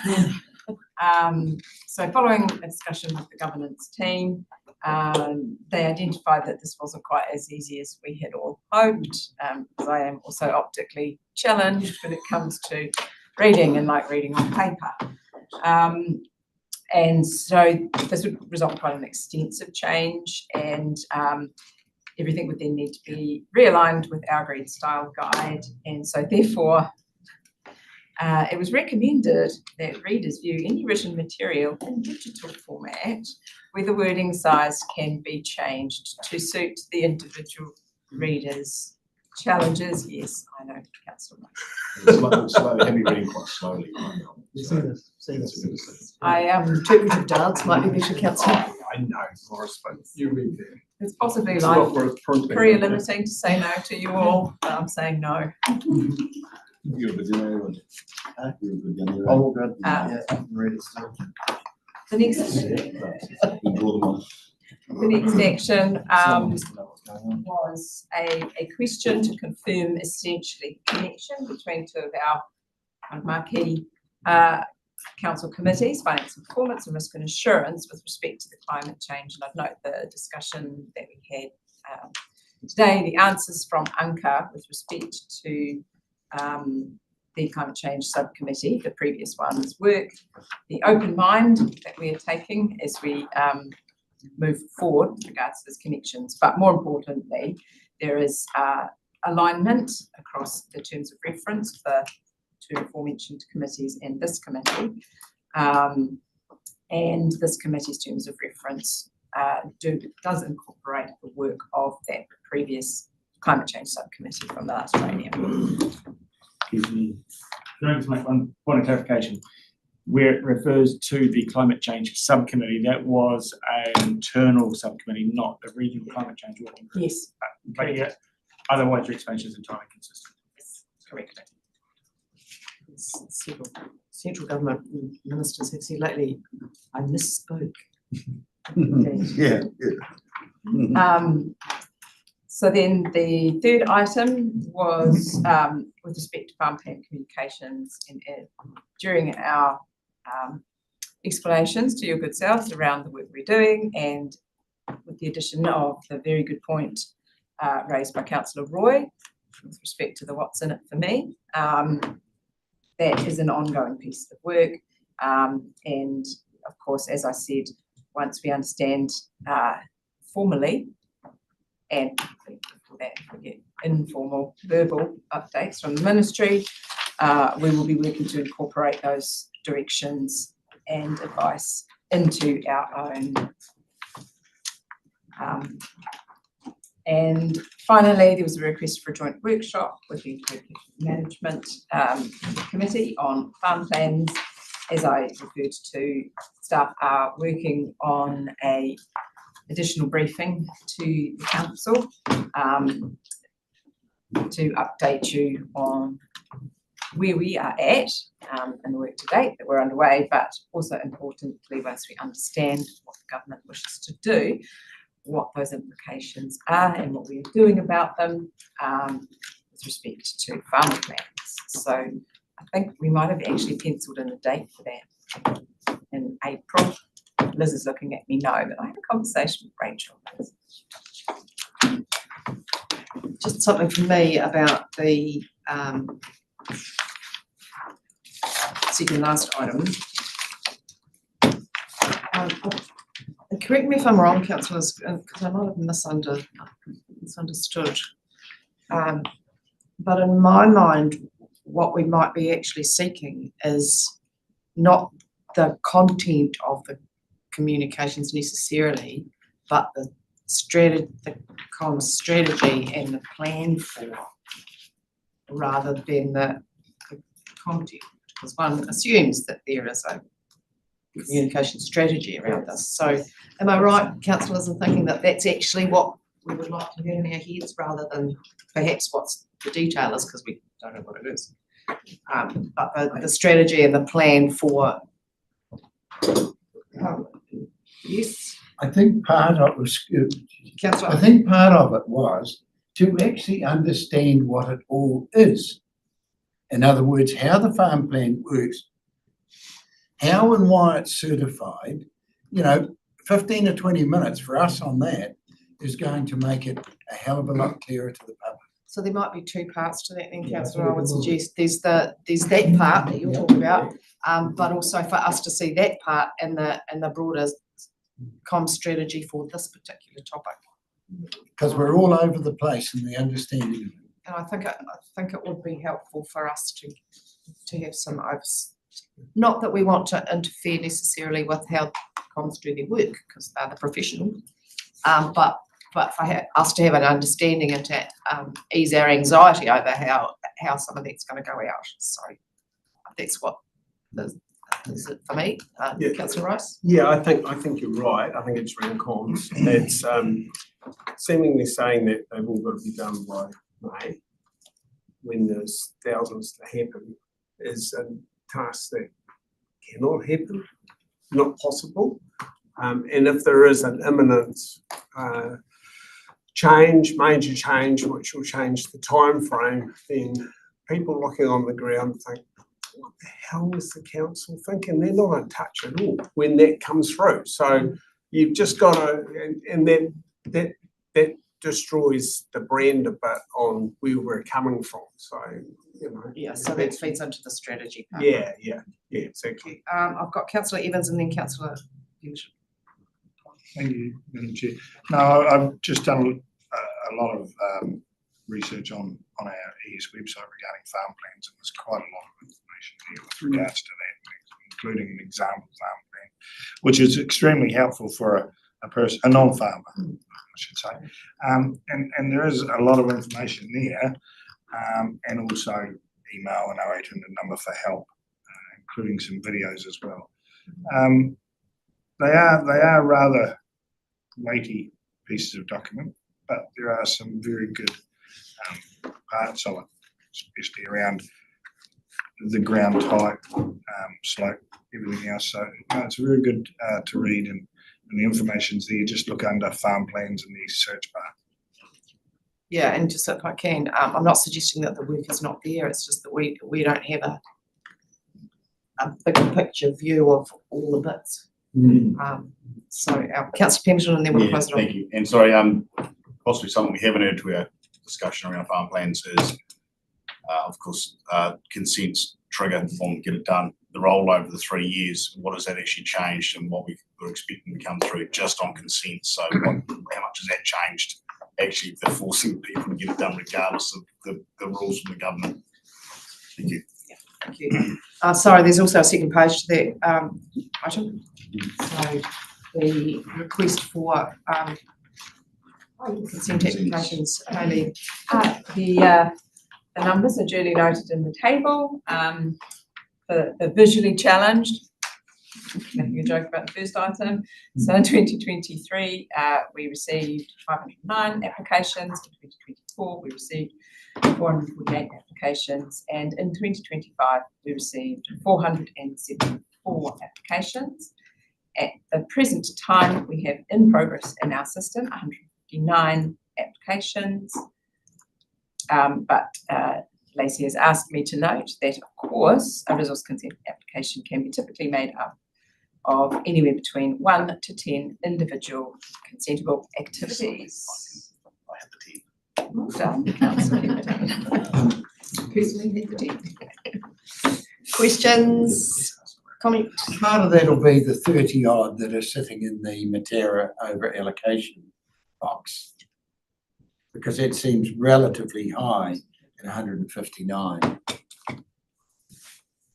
I'd need to get the exact details to you on that, but I believe that the total water conservation order work is complete. It's complete. but then the consents have to be redone. I'll find out what the number is about, if there is a proportion of that number that is this consent. Yes, there is. And what that number is. Thank you. Did I see something else?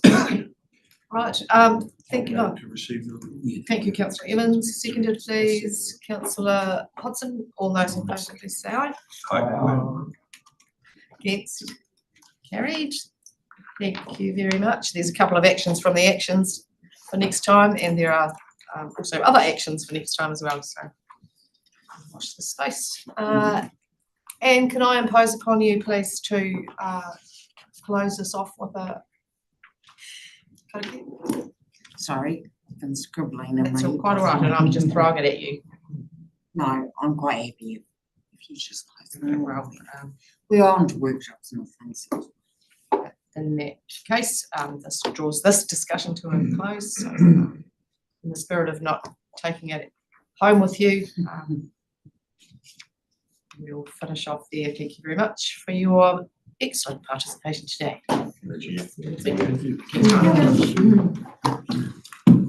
Cool.